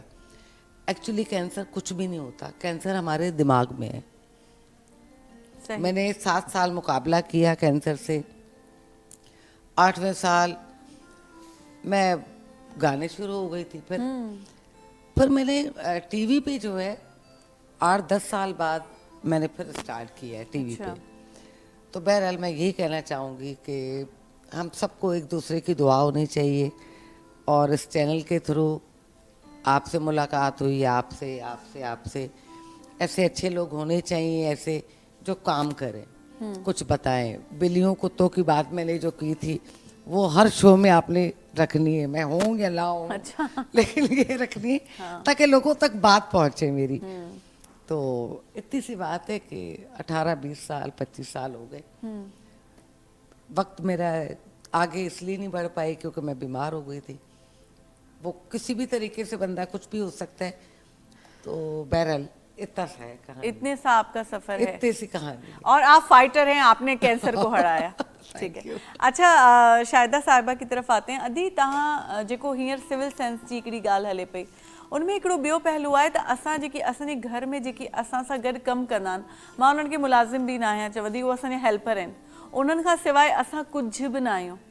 उन्हनि जी मदद खां सवाइ असां माना मिसाल तौरु जेको ट्रेनिंग ॿारनि खे ॾींदा आहियूं, मासी, पंहिंजे सिंधी में त मासी एॾो हिकिड़ो सुठो रिश्तो आहे जंहिंखे चवंदा आहियूं, मां जी जेका भेण आहे उनखे मासी चइबो आहे, पर असां ॿारनि खे सेखारियूं था उन्हनि खे नालनि खां सॾनि था या मासी चवनि था, या ॿार उन्हनि सां मिसबिहेव था कनि। घणनि घरनि में मूं ॾिठो आहे। इवन उन्हनि खे का खाइण जी शइ बि जेकॾहिं उहा अधी असांजी हेल्पर हूंदी आहे, उहो खणी करे ॾिए थी त ॿार खाइण खां इनकार करे छॾींदा आहिनि। इहो कंहिंजो फर्ज़ु आहे? इहो केरु ॿारनि में इहा शइ डेवलप कंदो? त इहो ॾाढो ग़लति रुझान आहे जेको ॿार नंढे हूंदे खां कैरी कंदा आहिनि, त वॾे हूंदे ताईं उन्हनि में इहा शइ हूंदी आहे।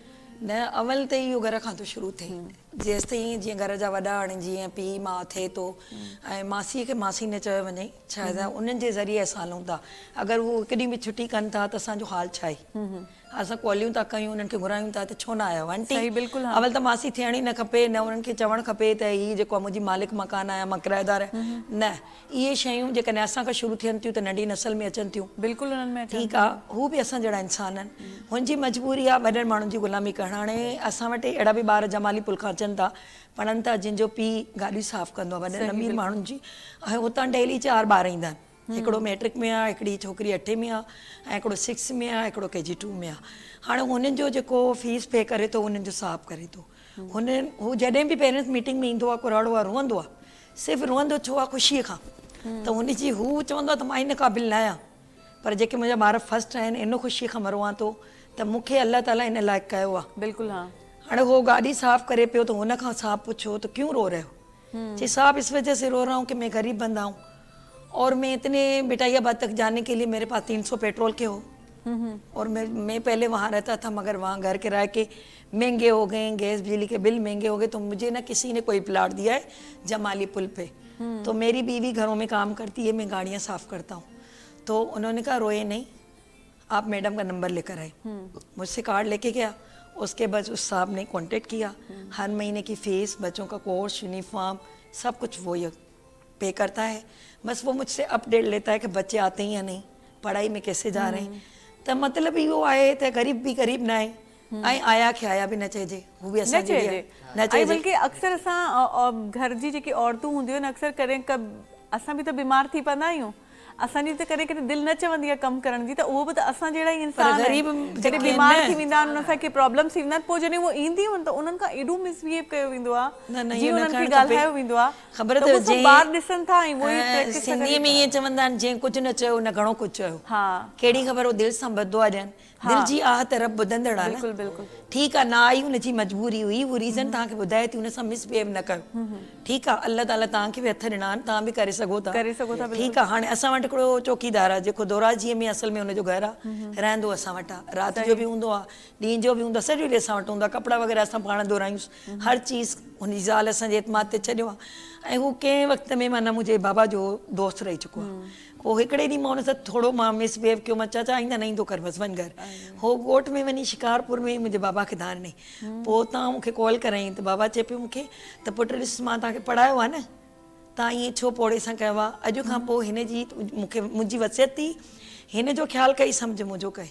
हाणे त मुंहिंजो वालिद साहब न आहिनि दुनिया में, त पोइ हुनखे ॾिसी पोइ मां पंहिंजी नंढड़ी खे बि चवंदी आहियां, हाणे मूं वटि त ख़ैर सां हिकु नंढड़ी ऐं 2 नंढड़ा बाक़ी हिकु नंढड़ी जी शादी कराए छॾी ऐं पुट जी बि कराए छॾी। उनखे बि मूं गाजीकोट में कैंपस खोले ॾिनो आहे, उहा बि स्कूल हरण करे पई, अल्हम्दुलिल्लाह, अल्लाह जो शुक्र आहे। त बसि हुनखे बि नंढड़ी खे बि इहो ई चवणो आहे त ग़रीब जो ॿारु तइलीम खां महरूम न कजो। ऐं मुंहिंजो हस्बैंड बि चवंदो आहे त पैसनि खे न ॾिसो, कंहिं ग़रीब जी ज़रूरत पूरी थी न, सम्झो हिननि जूं असांजूं लाइ दुआऊं अनमोल। छो जो ॾिसो, अर्श खां फर्श ते लाहिण वारो बि रब आहे, फर्श खां अर्श ते करण वारो बि रब ई आहे। ऐं असां बि त उन्हनि जी जॻह ते थी पिया सघूं, माना असां हिते वेठा आहियूं, थी सघे थो असां हादसाती तौरु अहिड़ी जॻह ते पैदा थियूं आहे जो असां घरनि में कमु करे रहिया हुजूं। असांखे जेकॾहिं रब सां हिते रखियो आहे त असांखे बि पंहिंजे पाण खे उहो साबित करे ॾेखारिणो आहे त असां केॾा महिरबानी आहियूं। हाणे मतिलबु हफ़्तो थियो आहे त हिकिड़ी मूं वटि नंढड़ी एडमिशन थी आहे, जंहिंजो पीउ माउ ई न आहे, उनखे हिकिड़ी अखि आर्टिफिशियल आहे, हिकिड़ी अखि ते ई ॾिसे पई, पोइ हुननि खे जॾहिं ख़बर पई त इहो कमु हिते थिए थो, पोइ जॾहिं हू पुछा करे शादी खान चौक ते आया बिठैयाबाद में, पोइ जॾहिं आया त हुननि पंहिंजो मसालो शेयर कयो त मां हिन जी चाची आहियां, मुंहिंजो मुड़ुसु पाण मज़दूर आहे ऐं मां हिनखे पढ़ाइणु चाहियां थी, नंढड़ी रोए थी, पर हिन जो एतिरो ख़्यालु कजो जो आर्टिफिशियल अखि आहे। ऐं माशाल्लाह सां उहो पढ़े पई, हुनखे कोर्स बि ॾिनोसीं, यूनिफॉर्म बि, ऐं पढ़े थी। अचण वारे मुस्तक़बिल में हू पंहिंजे पेरनि ते बीहंदी, इन खां वधीक छा खपे असांखे। दुआऊं कंदी न, ऐं असांखे दुआउनि जी ज़रूरत आहे। बाक़ी त अल्लाह साईं ॾे थो सभु कुझु, अल्लाह साईं ॾे थो सभु कुझु। ऐं अल्लाह साईं असांजे स्टूडियो में हिकिड़ो ॾाढो सुरीलो माण्हू मोकिलियो आहे, त असां जेको आहे सो गीत कुझु ॿुधी था वठूं, हा न। रूह खे बि ख़ुशि करणु ज़रूरी आहे, हुनखे खुराक ॾियणु ज़रूरी आहे। त जेको आहे सो और नेहा साहिबा, आप ऐसे खामोश बैठी हुई अच्छी भी नहीं लगती, आप हमें कुछ ना कुछ अच्छा सुनाती रहे। कुछ सुनाई दो। बिल्कुल। अभी जो सुनेंगे ना पास में चले जाओ, गरमा दिया जाए, ताकि इतनी सीरियस बात के बाद थोड़ा गाना भी सीरियस ही हो जाए। लेकिन ये सीरियस नहीं है, इसके लफ्ज थोड़े सीरियस है। अच्छा। और अल्लाह करे उसको गम ना मिले, लेकिन गाने में कहा जा रहा है ये अभी तो खैर मैं शमस बिराली का है गाना है, वो भाई है मेरा और दोस्त भी है बहुत अच्छा। और इसको जो है मैडम नूरजहां ने भी गाया है पंजाबी में, अताउल्लाह न्याज़ी साहब ने भी गाया है, तो बहरहाल ये 4-5 लोगों ने गाया है।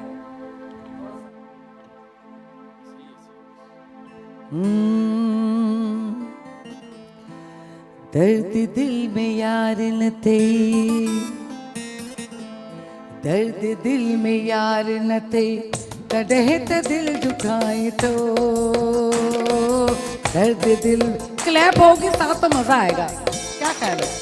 दर्द दिल में यार न थे, कॾहिं त दिल दुखाए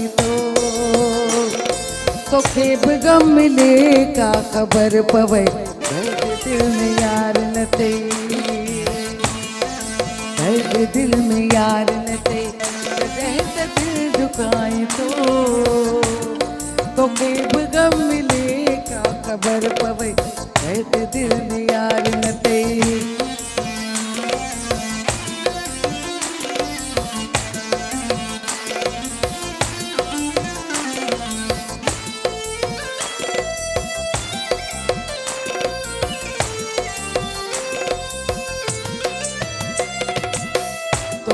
खबर तकी जुड़ी दी जुदाइया, मास गगन तक पे कुरी दी जुदाइया।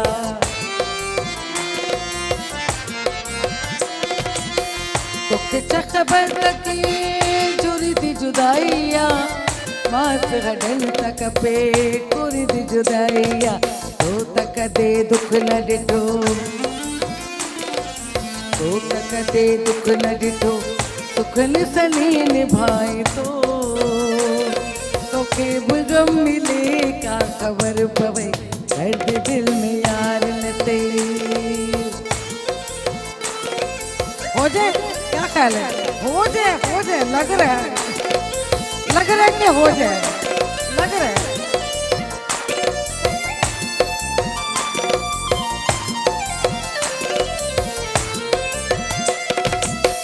सही सही सूरती पे मुझे दिल जानिया, पास गगन तक पे जानिया। तो तक दे दुख न डिठो, तो तक दे दुख न डिठो, सुखन सनी निभाए तो खेब गम मिले का खबर पवे। दर्द दिल में यार न थे, दर्द दिल में। हमारे गेस्ट जो है बड़े शाय हैं, उठ नहीं सक रहे। दर्द दिल में यार न थे, कॾहिं त दिल लगाई तो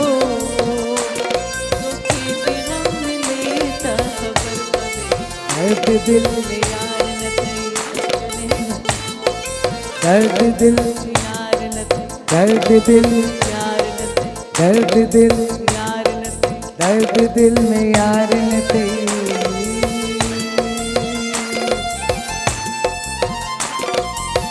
सही सही सूरती पे मुझे दिल जानिया, आस गगन तक पे मोर दिल जानी। तो तक दे दुख न डिठो, सुख न सनी निभाए तो के गम मिले का खबर पवे दर्द दिल में यार न ते दर्द दिल में यार न ते दर्द दिल में यार न ते दर्द दिल में यार न ते। मैंने कहा आप इतना अच्छा गाती हैं, आपको गवाना चाहिए। नहीं, लेकिन जो अब जिसकी वर्डिंग्स नहीं याद या वो तो कोई फिर बात वो नहीं, आपने बहुत अच्छा, इनके लिए बहुत सारी क्लैप, बहुत सारी। नेक्स्ट सिंगर हमारी फिर ये हमारे लिए तो करवाई दी एक क्लैप, लेकिन इनके लिए भी होनी चाहिए जरूरी। बहुत अच्छा, हाँ बहुत जेको आहे सो अच्छा गाया आपने, अच्छा निभाया ऐं तमामु सुठो लॻो। ऐं शमन मिराली साहब जो मशहूर गीत आहे इहो। ऐं पर ब्रेक का टाइम हो जाता है, वठूं था नंढी साई खां पोइ जेको आहे सो तव्हां सां गॾु हूंदासीं, तव्हां काॾे बि न वञिजो।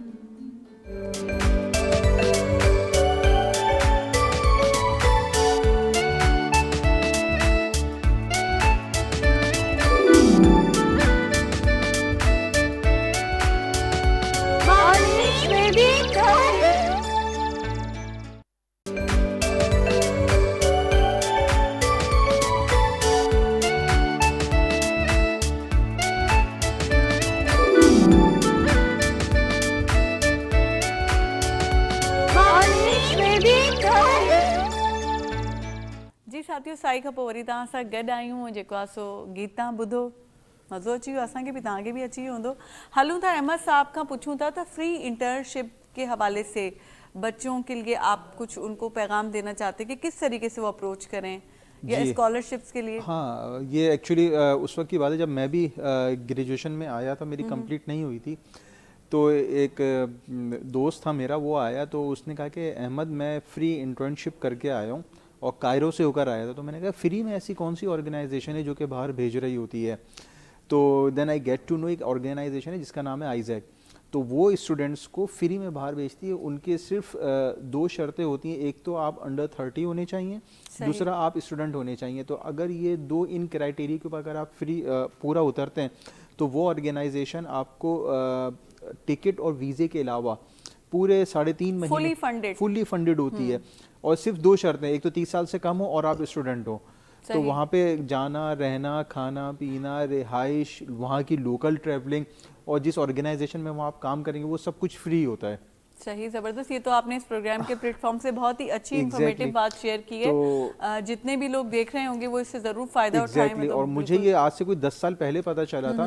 तो उस टाइम पे ये होता था कि टेस्ट सिस्टम होता था और साल में सिर्फ ये लोग पाकिस्तान से सिर्फ 2 लोग लिया करते थे। तो 2011 की बात है, I am the only one जो कि पाकिस्तान से इलेक्ट हुआ था। तो मैं वहाँ पे जब मैं 3 महीने के लिए गया तो थाईलैंड उन्होंने मुझे भेजा था। तो मेरी इंटर्नशिप वहाँ पे 3 महीने की इतनी अच्छी रही कि बस अल्लाह ताला का करम हुआ, माँ बाप की दुआएं कि उन्होंने मेरे को 3 महीने से बढ़ा के 4 साल के लिए कर दिया। जबरदस्त। तो मैं फिर फ्री ऑफ कॉस्ट थाईलैंड में 4 साल तक रहा, उन्हीं के खर्चे, खाना पीना सब कुछ, और वहाँ पे काम भी करता रहा। फिर जब मैं वहाँ से वापस आया तो फिर यहाँ पे मैंने यूनिवर्सिटीज़ में लोगों को बताना शुरू किया कि ये एक ऑर्गेनाइजेशन है, इसके थ्रू आप जा सकते हैं। तो फिर इस ऑर्गेनाइजेशन का मैं खुद भी जनरल सेक्रेटरी की पोस्ट तक पहुँचा। काफ़ी सारी यूनिवर्सिटीज़ में मैंने उन स्टूडेंट्स को बाहर भेजा। और ये एक्चुअली आइजैक जो है ना, it's kind of an addiction.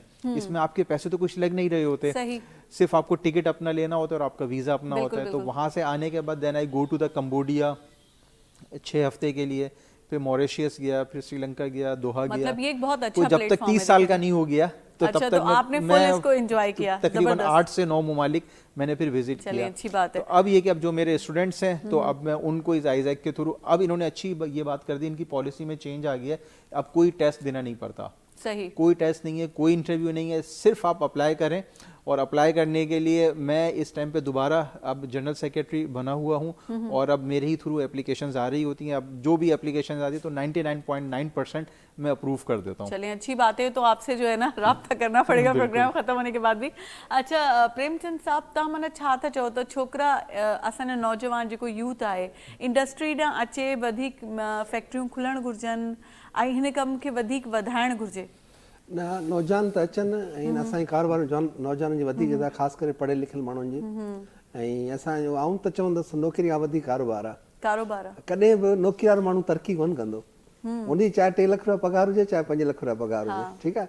कारोबार वारो माण्हू चंदनि सालनि में उहो अरबपति थी सघे। ऐं कारोबार तव्हांजो नस्लनि ते हलंदो रहंदो। असांजी माना असांजो मुंहिंजो पुटु पोटा अॻियां कारोबार त वधंदा वेंदा जीअं जेके स्टॉक एक्सचेंज में जेके माण्हू आहिनि त छा मिलियन बिलियन में आहिनि पर को तव्हां बि कॾहिं बि को पढ़ियल लिखियल केॾो बि थी वञे तॾहिं बि हू किथे न किथे जॉब कंदो किथे जॉब कंदो कंहिं बिज़नेसमैन वटि तो बहितर आहे त आउं तव्हां पाण बिज़नेसमैन ठही वञो मां त चवंदुसि त वधीक जेको तवजह ॾिनी वञे माना हिन पासे अचणु घुरिजे पर बिज़नेस खे वधीक ॾे बिज़नेस खे वधीक आहे चवंदा आहिनि सिंधी बाक़ी ॿुधंदा नीच नौकिरी वधंदा वापार त आउं चवंदो वापार वधीक आहे वापार वधीक आहे ऐं हिन पासे अचणु घुरिजे पढ़ियल लिखियल जेका असांजी यूथ आहे उनखे अचणु घुरिजे मां नंढो मिसाल ॾियां त त उहो वधीक स्मार्टली जेको आहे डील करे सघंदा हाणे जेको आहे सो शाहिदा साहिबा ॾे अचूं था त स्कूल इंडस्ट्री में जहिड़े तरीक़े सां माना कमु थी रहियो आहे जीअं तव्हां चयो माना वधीक तव्हां पंहिंजे ई थ्रू मैसेज का ॾियणु चाहियो था जेकी तव्हां जहिड़ियूं ॿियूं इहो दर्द या सोच रखंदड़ जेकी औरतूं आहिनि उहो कहिड़े तरीक़े सां जेको अॻिते वधाइनि मां इहो पैगाम ॾींदसि त जेके बि धरती चैनल खे ॾिसनि था त उहे हेल्प कनि उन्हनि ॿारनि जी जेके तइलीम हासिलु नथा करे सघनि चाहे उहो कारोबार हुजे उन लाइ बि तइलीम जो हुजणु लाज़मी आहे त जेकॾहिं सभु मिली करे असांजी सोच हिकु जहिड़ी थींदी ऐं उहे माण्हू जेके डोनेट करणु चाहिनि था त उन मुस्तक़ ॿारनि खे कनि उन औरतुनि खे कनि जेके हिन दुनिया में उन्हनि जा घर वारा न आहिनि हिकु औरत आहे जेकॾहिं बेवा आहे सुबुह निकिरे थी राति अचे थी त हुनखे छा जी ज़रूरत आहे उनखे तव्हां ऐं असां जहिड़नि माण्हुनि जी ज़रूरत आहे ताकी असां हुनजो डेली रूटीन ते हुनजो महीने जो राशन हुजे या हुननि खे पाइण लाइ कपिड़ा हुजनि हाणे ॾिठो वञे त मूं कुझु ॾींहं अॻु में हिकिड़ी मासी रखी आहे कयसि स्कूल जे लाइ सफ़ाई लाइ हू बि बेवा ई आहे मुंहिंजो सहुरो नाबीन आहे पर नंढी छोकिरी आहे 3 ॿार अथसि पोइ हुन चयो मूं वटि चुल्हो न आहे मां पाड़े वारनि खां गैस वठां बि थी त छा थी हणा पोइ मां कल्ह पहलवान ॻोठ खां चुल्हो वठी हुन में वाल वग़ैरह हणाए पोइ पंहिंजी आंटी खे ॾिनो त मां चयो वञिजे घर ते पहुचाए त इहे नंढा नंढा कम सदके जारी आहिनि ऐं जेके मुंहिंजी हीउ पैगाम ॿुधनि था त महिरबानी करे उहे उन्हनि बेवा औरतुनि जी मदद कनि यतीम ॿारनि जी ताकी कोई ॿार बुख ते न सुम्हे हाँ इहो त नंढे नंढा स्टेप खणी कुझु न कुझु तव्हांखे करणु घुरिजे ऐं जेको आहे सो तमामु सुठी कचहरी तव्हां सभिनी सां शाहिदा साहिबा तव्हांजो शुक्रिया नेहा आपका बहुत बहुत शुक्रिया साईं प्रेमचंद साहब तव्हांजी वॾी वॾी महिरबानी ऐं जेको आहे सो अहमद साहब आपका बहुत बहुत शुक्रिया आपने बहुत अच्छा ऑप्शन अभी लास्ट में काम की बात आपने लास्ट में बताई है जी साथियों जेको आहे सो प्रोग्राम जो टाइम पूरो थी रहियो आहे वक़्तु गुज़री रहियो आहे ऐं वक़्तु खे गुज़रणो ई हूंदो आहे असांखे वञिणो हूंदो आहे वरी सुभाणे अचिणो हूंदो आहे हाणे मोकिलाणी कोन्हे तव्हां सां गॾु आहियूं सुभाणे वरी मिलंदासीं तेसिताईं पंहिंजी दुआनि में असांखे शामिलु रखिजो सदाईं गॾु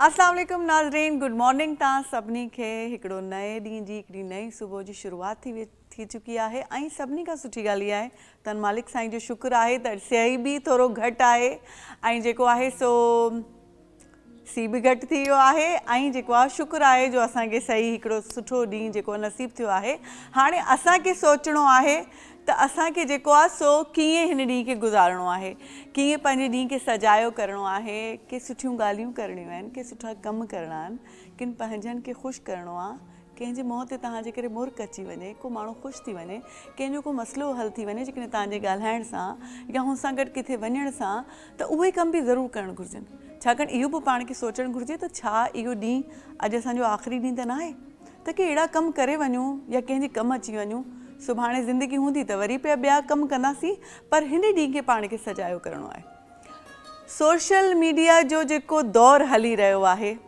अॼुकल्ह सोशल मीडिया जो दौरु आहे ऐं इहा ॻाल्हि पाण रोज़ु कंदा आहियूं ऐं रोज़ु पिया कंदासीं सोशल मीडिया जो दौरु आहे मीम्स जो दौरु आहे ऐं हिन रोड में खोड़ माण्हू लॻल आहिनि ऐं राति जो रील ठाहे या वीडियो छॾे करे जॾहिं हू सुम्हंदा आहिनि त सुबुह अची पाण छिरकी वेंदा आहिनि त एॾा व्यूज़ अची विया यकदमि का शइ वायरल थी वेंदी आहे ऐं कॾहिं कॾहिं असां परेशान थी वेंदा आहियूं सोच में पइजी विया आहियूं त आख़िर हिन वीडियो में अहिड़ो छा हुयो जो इहा एॾी वायरल थी वई पर इहो दौरु आहे कंहिंजो बि जेको आहे सो सितारो इहे चमकी सघे थो। तव्हां बि ठाहींदा आहियो, असां बि ठाहींदा आहियूं, को न को ॾींहुं अहिड़ो हूंदो तव्हां बि घणा फेमस थी वेंदव। ॻाल्हि इहा आहे त माण्हू त मशहूरु थी रहिया आहिनि, पर अॼुकल्ह हिकिड़ी ॿी शइ ॾिसण में अची रही आहे, कुझु ॾींहंनि खां ॾाढी वायरल थियल आहे, त अॼुकल्ह जेके आहिनि से जानवर बि इन ड्रोड़ में शामिलु थी विया आहिनि। हाणे उहो पाण त नथा कनि, ज़ाहिर आहे की इंसान ई हुनजी वीडियो ठाही हूंदी, पर अॼुकल्ह हिकिड़ो पेंगुइन ॾाढो ट्रेंड करे रहियो आहे। ऐं उहो पेंगुइन जेको आहे सो पंहिंजा जेकी माण्हू आहिनि, पंहिंजो जेको लॾो आहे, जेको झुंड आहे, हुनखे छॾे करे ॿिए पासे जबलनि ॾांहुं वञी रहियो आहे। ऐं हर को माण्हू हुन सां पंहिंजे पाण खे रिलेट करे रहियो आहे। को चवे थो इहे असां आहियूं, कोई चवे थो इहो मां आहियां, छाकाणि त असां दुनिया खां हटी करे कुझु ॿियो अलॻि कमु करे ॾेखारण वारा आहियूं। त इहो पेंगुइन जेको आहे सो छो ईअं आहे? छा हिन पेंगुइन सां को मेंटल इशू त न हुयो? छाकाणि हर माण्हू जॾहिं सभिनी खां हटी करे आइसोलेट पंहिंजे पाण खे को कंदो आहे त सदाईं को अलॻि कमु करण जे लाइ माण्हू पंहिंजे पाण खे आइसोलेट न कंदो आहे, हुन सां के मेंटल इशूज़ थी वेंदा आहिनि। असां सभिनी सां हूंदा आहिनि। असां असल में दिमाग़ खे सम्झंदा आहियूं त हुनखे को मसइलो थी नथो सघे, जॾहिं त जीअं असांजा फिफड़ आहिनि, जीअं असांजी बुकियूं आहिनि, ईअं असांजो दिमाग़ बि हिकिड़ो ऑर्गन आहे ऐं उन सां के बि प्रॉब्लम्स थी सघनि था। त जेको पेंगुइन अॼुकल्ह एॾो मशहूरु आहे, उहो पेंगुइन जेको आहे ज़रूरु कंहिं न कंहिं मुंझारे जो शिकार हूंदो, इन करे उहो हुन पासे निकिरी वियो। छाकाणि एनिमल्स जेके आहिनि न, असां इंसान वरी बि इहा सोच रखूं था त असां हेॾे होॾे निकिरी वेंदा आहियूं, पर एनिमल्स सदाईं, तव्हां पखियुनि खे ॾिसो, झुंड थी करे उॾामंदा आहिनि, या इहे बि जेके आहिनि से हिकिड़े पंहिंजे झुंड सां गॾु ई रहंदा आहिनि। त ख़ैर मशहूरु त थी वियो आहे, पर हुन सां को प्रॉब्लम आहे। हाणे एंटार्क्टिका में केरु डॉक्टर हुनखे ॾिसंदो या हुनजो इलाजु कंदो? त बहरहाल जेको आहे सो पेंगुइन ॾाढो मशहूरु थी वियो आहे। त हाणे लॻे थो ॿिया जानवर बि इन ट्रेंड में अची वेंदा। हाणे हाशिम भाउ सां बि पुछूं था, हुन वीडियो ॾिठी आहे ऐं छा हुन मां सम्झियो आहे। अस्सलाम वालेकुम हाशिम भाई। वालेकुम सलाम। सभिनी खां पहिरियों त गुड मॉर्निंग तव्हांखे। Good morning to you. ॾिठी आहे तव्हां इहा वीडियो जेको पेंगुइन जी वायरल थियल आहे? न, मूं त कोन ॾिठी आहे, ईअं ॾिसणी पवंदी। तव्हां जॾहिं एॾो ज़िक्र कयो आहे, न ॾिसण में आई आहे तव्हांखे? मुंहिंजे ॾिसण में न आई आहे। अॼुकल्ह ॾाढी मशहूरु थियल आहे ऐं हुते खोड़ मीम्स ठही रहिया आहिनि ऐं हर कोई चए थो इहो असां आहियूं, असां दुनिया खां हटी करे किथे वञी रहिया आहियूं ऐं असां जेको आहे सो कुझु ॿियो करे ॾेखारींदासीं। अक्सर माण्हू माना अहिड़ी ॻाल्हियूं बि करे रहिया आहिनि।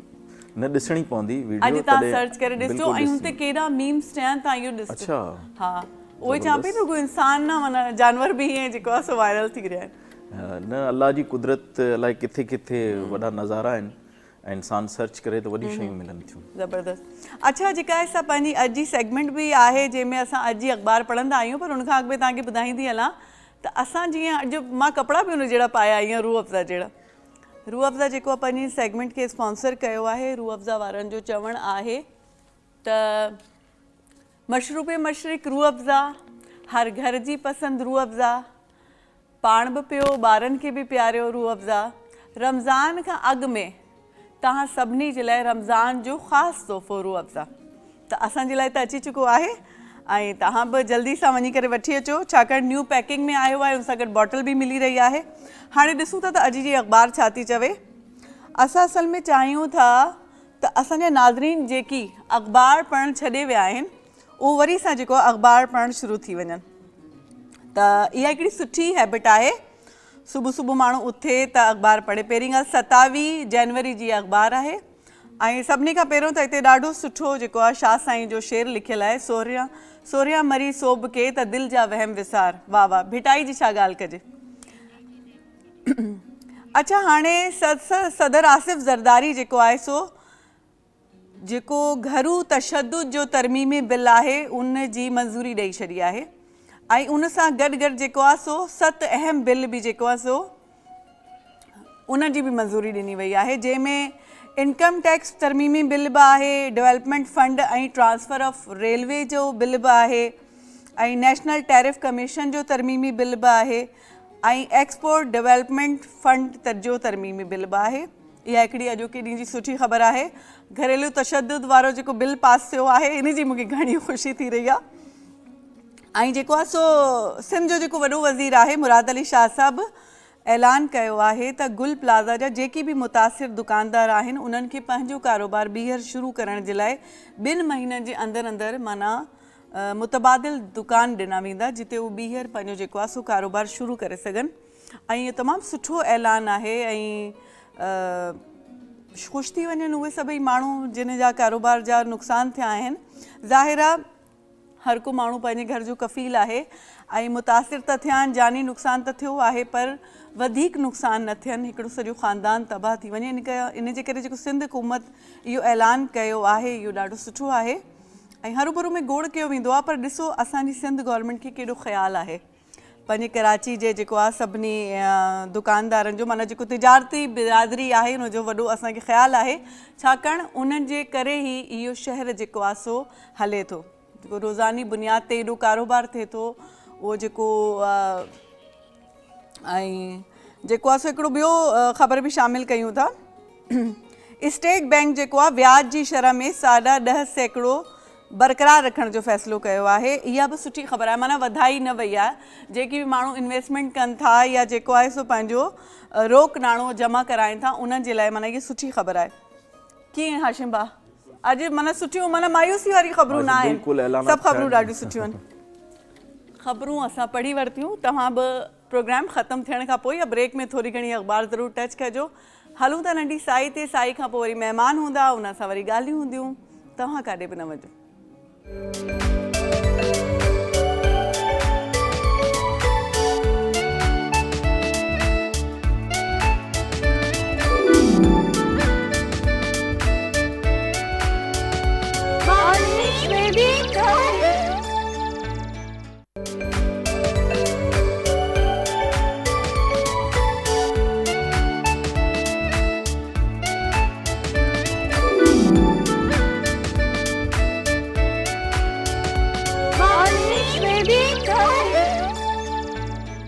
वेलकम बैक साथियों, नंढी साई खां पोइ वरी तव्हां सां गॾु आहियूं। सुबुह जो टाइम आहे, महिमान पंहिंजे अङण ते अची चुका आहिनि ऐं असां महिमाननि खे वठी करे तव्हांजे अङण ते अची चुका आहियूं।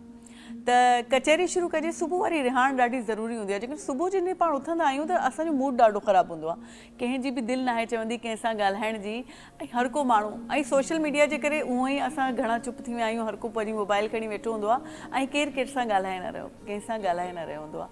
त इहो ॾाढो ज़रूरी हूंदो आहे त उन महिल के अहिड़ा महिमान अची वञनि जंहिंसां तव्हां ॻाल्हि ॿोल कयो त तव्हांजी गले जी गरारियूं बि हली पवनि ऐं जेको आहे सो रिहाण जो माहौल बि ठही वञे ऐं सुबुह जो टाइम सुठो ऐं सुहिणे नमूने गुज़री वञे।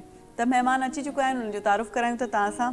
असां सां जेको आहे सो तमामु फेमस अॻूणे दौर जूं, अॻु में उन्हनि PTV ते बि ॾाढो ॻायो आहे, तमामु बहितरीनु जेको आहे सो सिंगर आहिनि। नेहा नसीम साहिबा पाण सां गॾु मौजूदु आहिनि। अस्सलाम वालेकुम मैडम।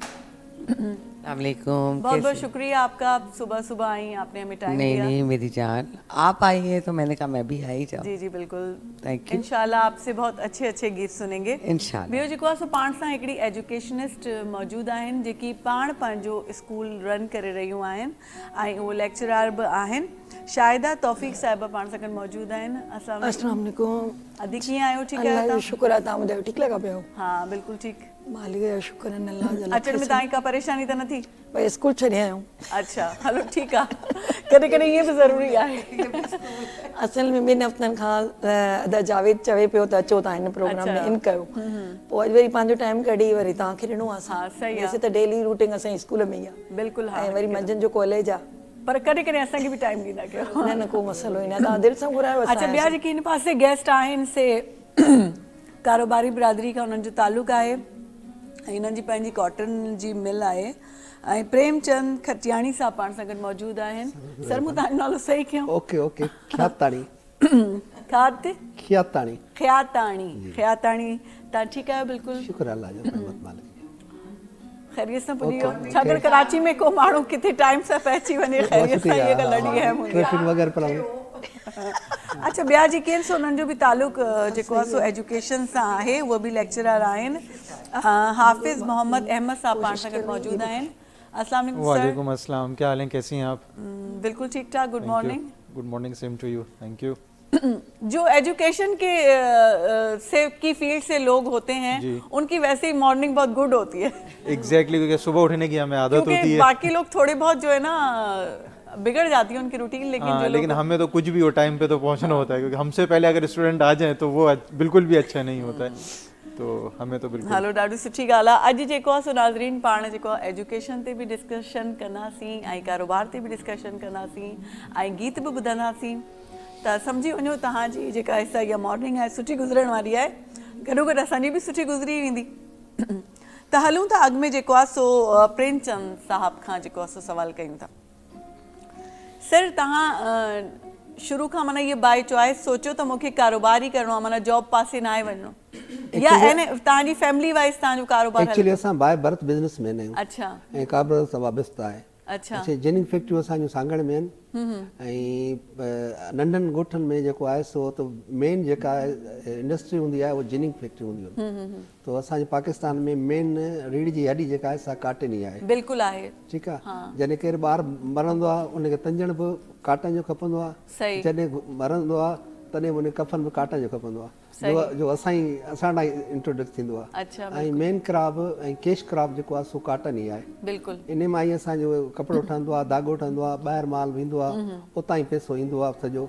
ऐं पंहिंजी इंडस्ट्री जो दारो मदार इंटर मुल्क जेको आहे सो काटन ते ई आहे। काटन जी एक्सपोर्ट ते आहे। हा, काटन जो क्राफ्ट असांजो 2-4 साल में टॉप ते हूंदो, तक़रीबन 150 करोड़ असांजी बेल्स थींदी हुयूं। हाणे सुकड़ी अची बीठियूं आहिनि 5 मिलियन ते, 50 लख गठड़ी ते। त गवर्नमेंट जो अदम तो जेकी आहे ऐं कुझु टैक्स अहिड़ा एक्सिस लॻल आहिनि तो असां सवाइ कोन था करे सघूं दुनिया खे। बहरहाल बहितर आहे, हींअर बि असांजी फैक्ट्री में 200 माण्हू कमु कनि था ऐं असां रोज़गार जो मेन असां वटि इहा सभिनी खां सुठी ॻाल्हि इहा आहे त तव्हां अहिड़ो कारोबार सिलेक्ट कयो आहे जंहिंसां तव्हांजे ज़रिए तव्हांजे वसीले खोड़ ॿियनि माण्हुनि खे रोज़गार मिले थो। इहा सभिनी खां सुठी हिकिड़ी जेको चइबो त अहिड़ो कमु तव्हां चूंडियो जेकॾहिं अलाह साईं तव्हांखे वसियत ॾिनी आहे त जंहिंसां तव्हां ॿियनि खोड़ माण्हुनि खे जेको आहे सो रोज़ी फराहम करण जा ज़रिया थी वञो। बिल्कुलु सही ॻाल्हि आहे। ऐं पाकिस्तान जी कॉटन जी ॻाल्हि ई छा कजे? हा, पूरी दुनिया में पंहिंजो पाकिस्तान 5 नंबर ते आहे। हालांकि पहिरियों त वञा 3-4 थियो, हींअर थोरो पोइते थी वियो आहे। कंहिं टाइम ते पाण इंडिया खां वधीक हुआसीं, हाणे इंडिया खां पाण थोरो न असां हूअं बि हुन खां वधीक आहियूं, इहे वधीक ई रहंदासीं। इहे लाहा चाढ़ा त ईंदा रहंदा आहिनि, ॾिसो सदाईं। ऐं ॾिसो असांजी कॉटन जेका प्रोडक्शन थी रही आहे, कॉटन त हलो ठही करे मिलनि खां पोइ वञे थी, पर जेका असांजो फ़सुलु आहे, असां ज़रई मुल्क आहियूं, हिकु असांजी जेका कपाह आहे उहा हूअं बि तमामु सुठी माना प्रोडक्शन जेका निकिरे थी उहो ॾाढी सुठी आहे। ऐं जेको आहे इन ते कमु थी रहियो आहे, पर तव्हां जहिड़नि माण्हुनि खे अञा वधीक माना तव्हां जहिड़ा अञा ॿिया बि माण्हू हुजनि जो वधीक इंडस्ट्री खे जेको आहे सो बूस्ट मिलंदो। सही, बिल्कुल सही है। कैसा है अहमद साहब, सही बात है ना? एग्जैक्टली ऐसे ही है, क्योंकि हर जगह तो कॉटन का काम है ही है। एग्जैक्टली और पाकिस्तान तो वैसे ही इतना कॉटन में माशाल्लाह से वो इतना ज़्यादा मशहूर है, और हमारी एक्सपोर्ट भी माशाल्लाह से, तो मुझसे बेहतर जानते होंगे, एक्सपोर्ट हमारी माशाल्लाह से बहुत बेहतर है इस चीज़ में।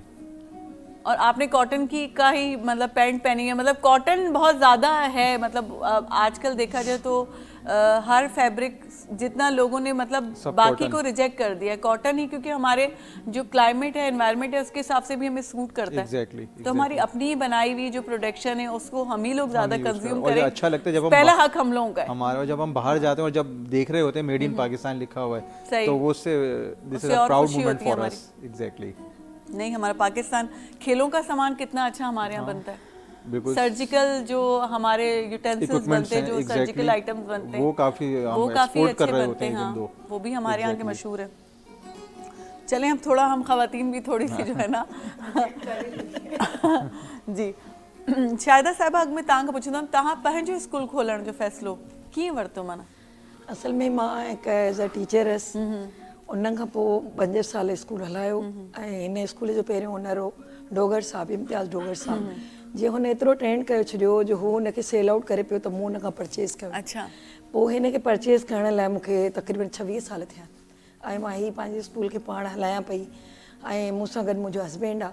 उन खां पोइ मुंहिंजा ॿार आहिनि जिन कराची यूनिवर्सिटी खां MSc कई आहे, ऐं अॼु मुंहिंजो कैंपस गाज़ीकोट में बि हले पियो।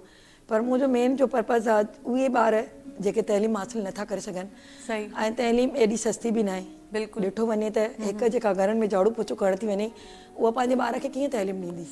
जॾहिं हुनजो घर किराए ते आहे, ऐं हुतां अमीरनि जो बचो कुचो खाधो खणी थी अचे जेका ॿारनि खे खाराए थी, त हुन लाइ फीस भरणु ॾाढी ॾुखी आहे। त इन लाइ असां उहो स्कूल 600, 1000, 1500 फीस रखी आहे, ताकी उन्हनि ग़रीबनि जा बि ॿार पढ़नि।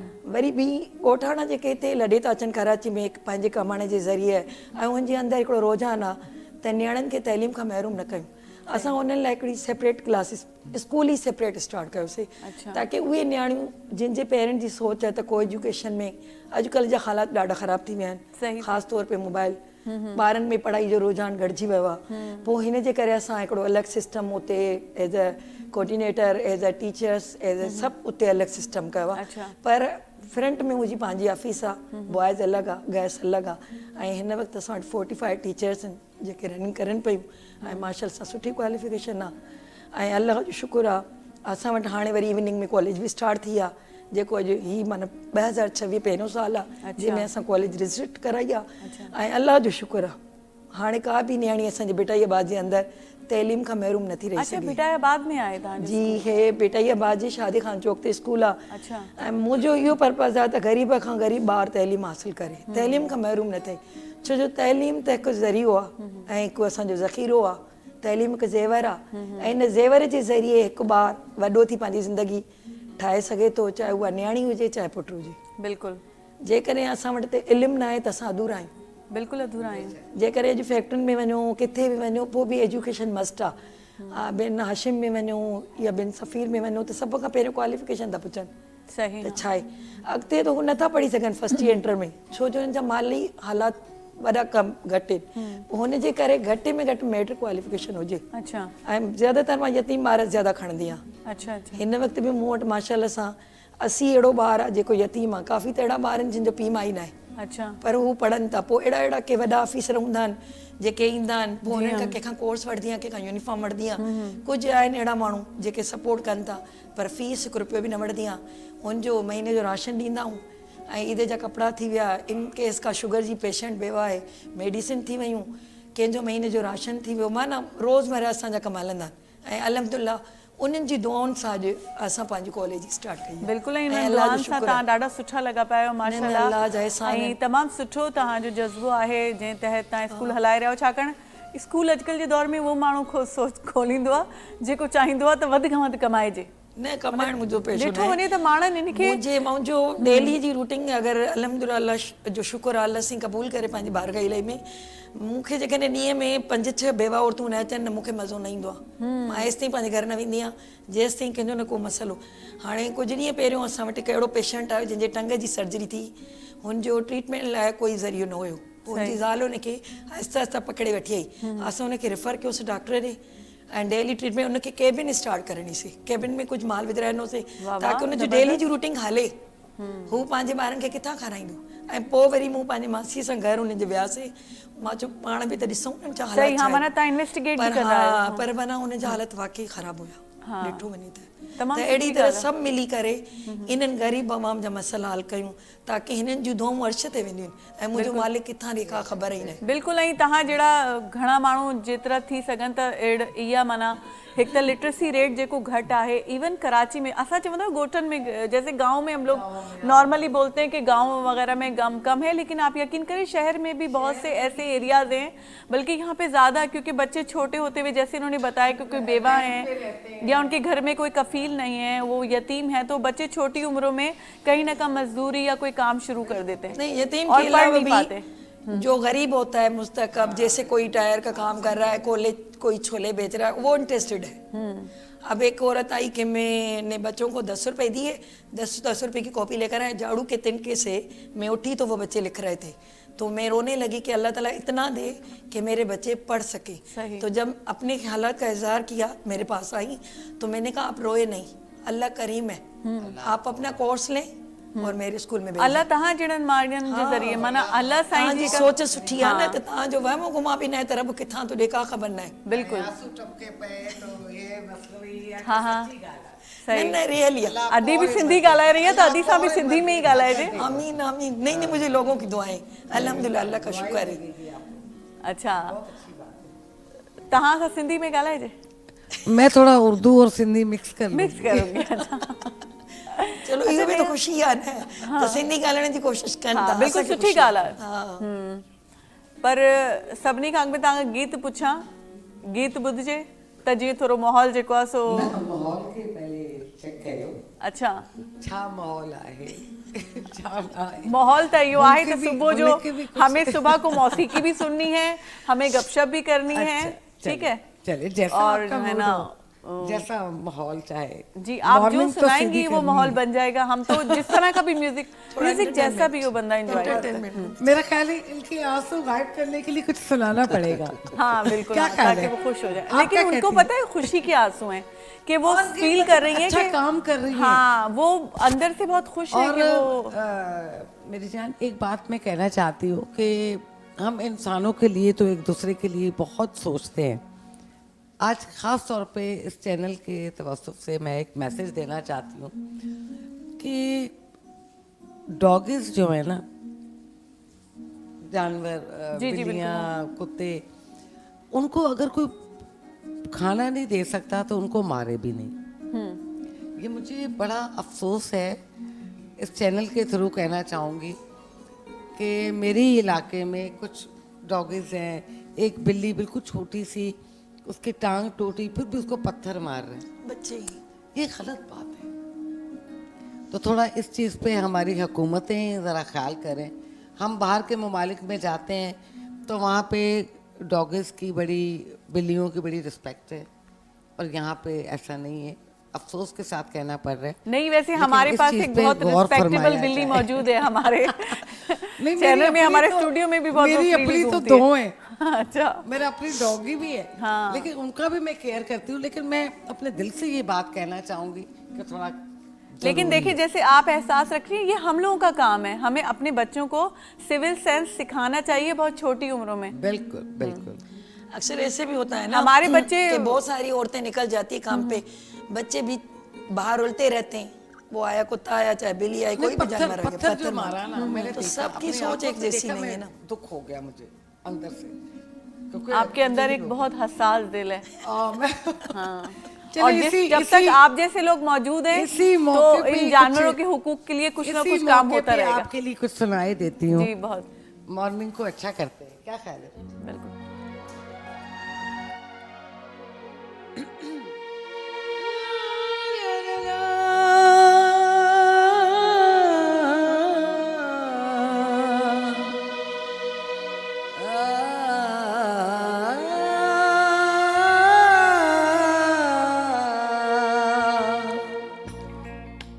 One, two, one.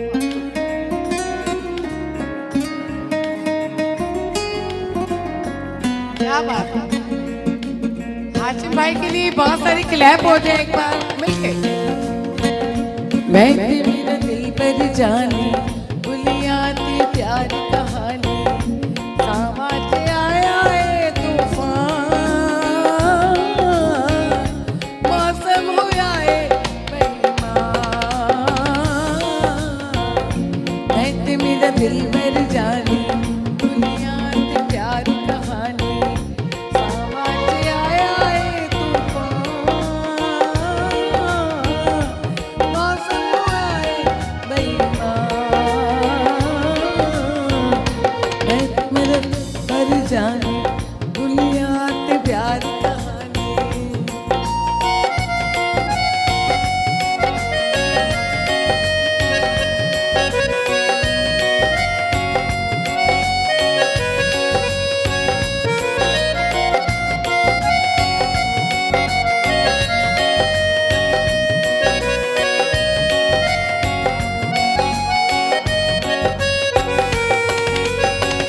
चोख लगारे दिन गवाई, मिलके डूबे प्यार दिराही।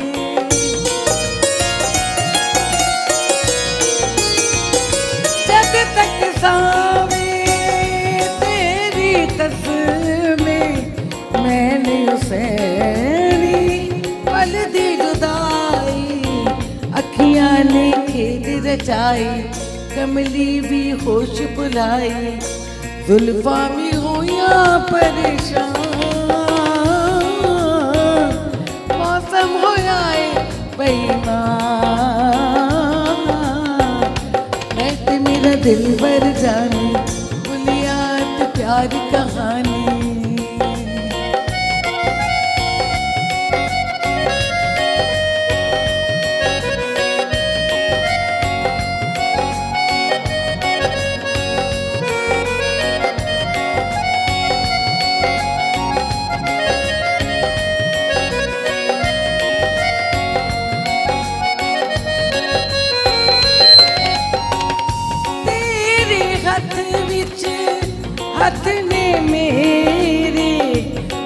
पासे अग पलदी जावे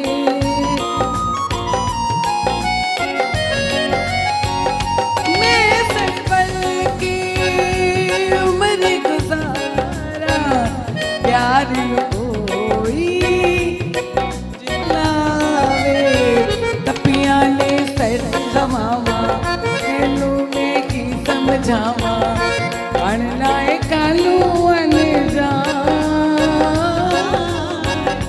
मौसम होया है बेईमान मैं तेरे दिल भर जानी दुनिया के प्यार कहानी सामा च आया है तूफान मौसम होया है बेईमान मैं ते मेरा दिल भर जानी भुलिया ते प्यार कहानी क्या बात है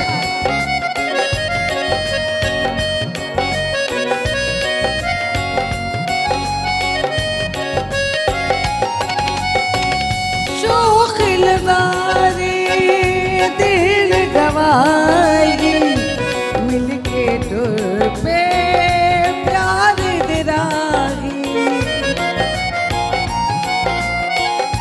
जब तक सावे तेरी कसमें मैंने उसे पल दी जुदाई अखियां ने खेद रचाई कमली भी होश बुलाई जुल्फा भी होया परेशान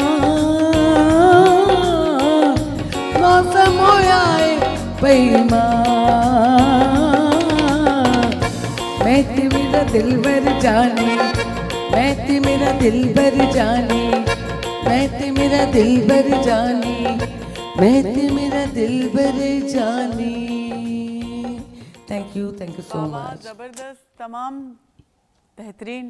आपने हम लोगों की सुबह बना दिया आज। बस मॉर्निंग को ओके करना था मॉर्निंग को ओके कर दिया। हाँ रजे को है ना कीअं लॻो तव्हांखे? हाँ हलो ब्रेक वठूं था। ब्रेक में थोरो अञा जेको आहे सो गलो वलो सही कयूं, चांहि वांहि पीऊं, उन खां पोइ वरी डिस्कशन शुरू कंदासीं। नाज़रीन वठूं था नंढी साई खां पोइ वरी तव्हां सां गॾु हूंदासीं। तव्हां काॾे बि न वञिजो, तव्हांखे अञा सुठा सुठा गीत ॿुधाइबा।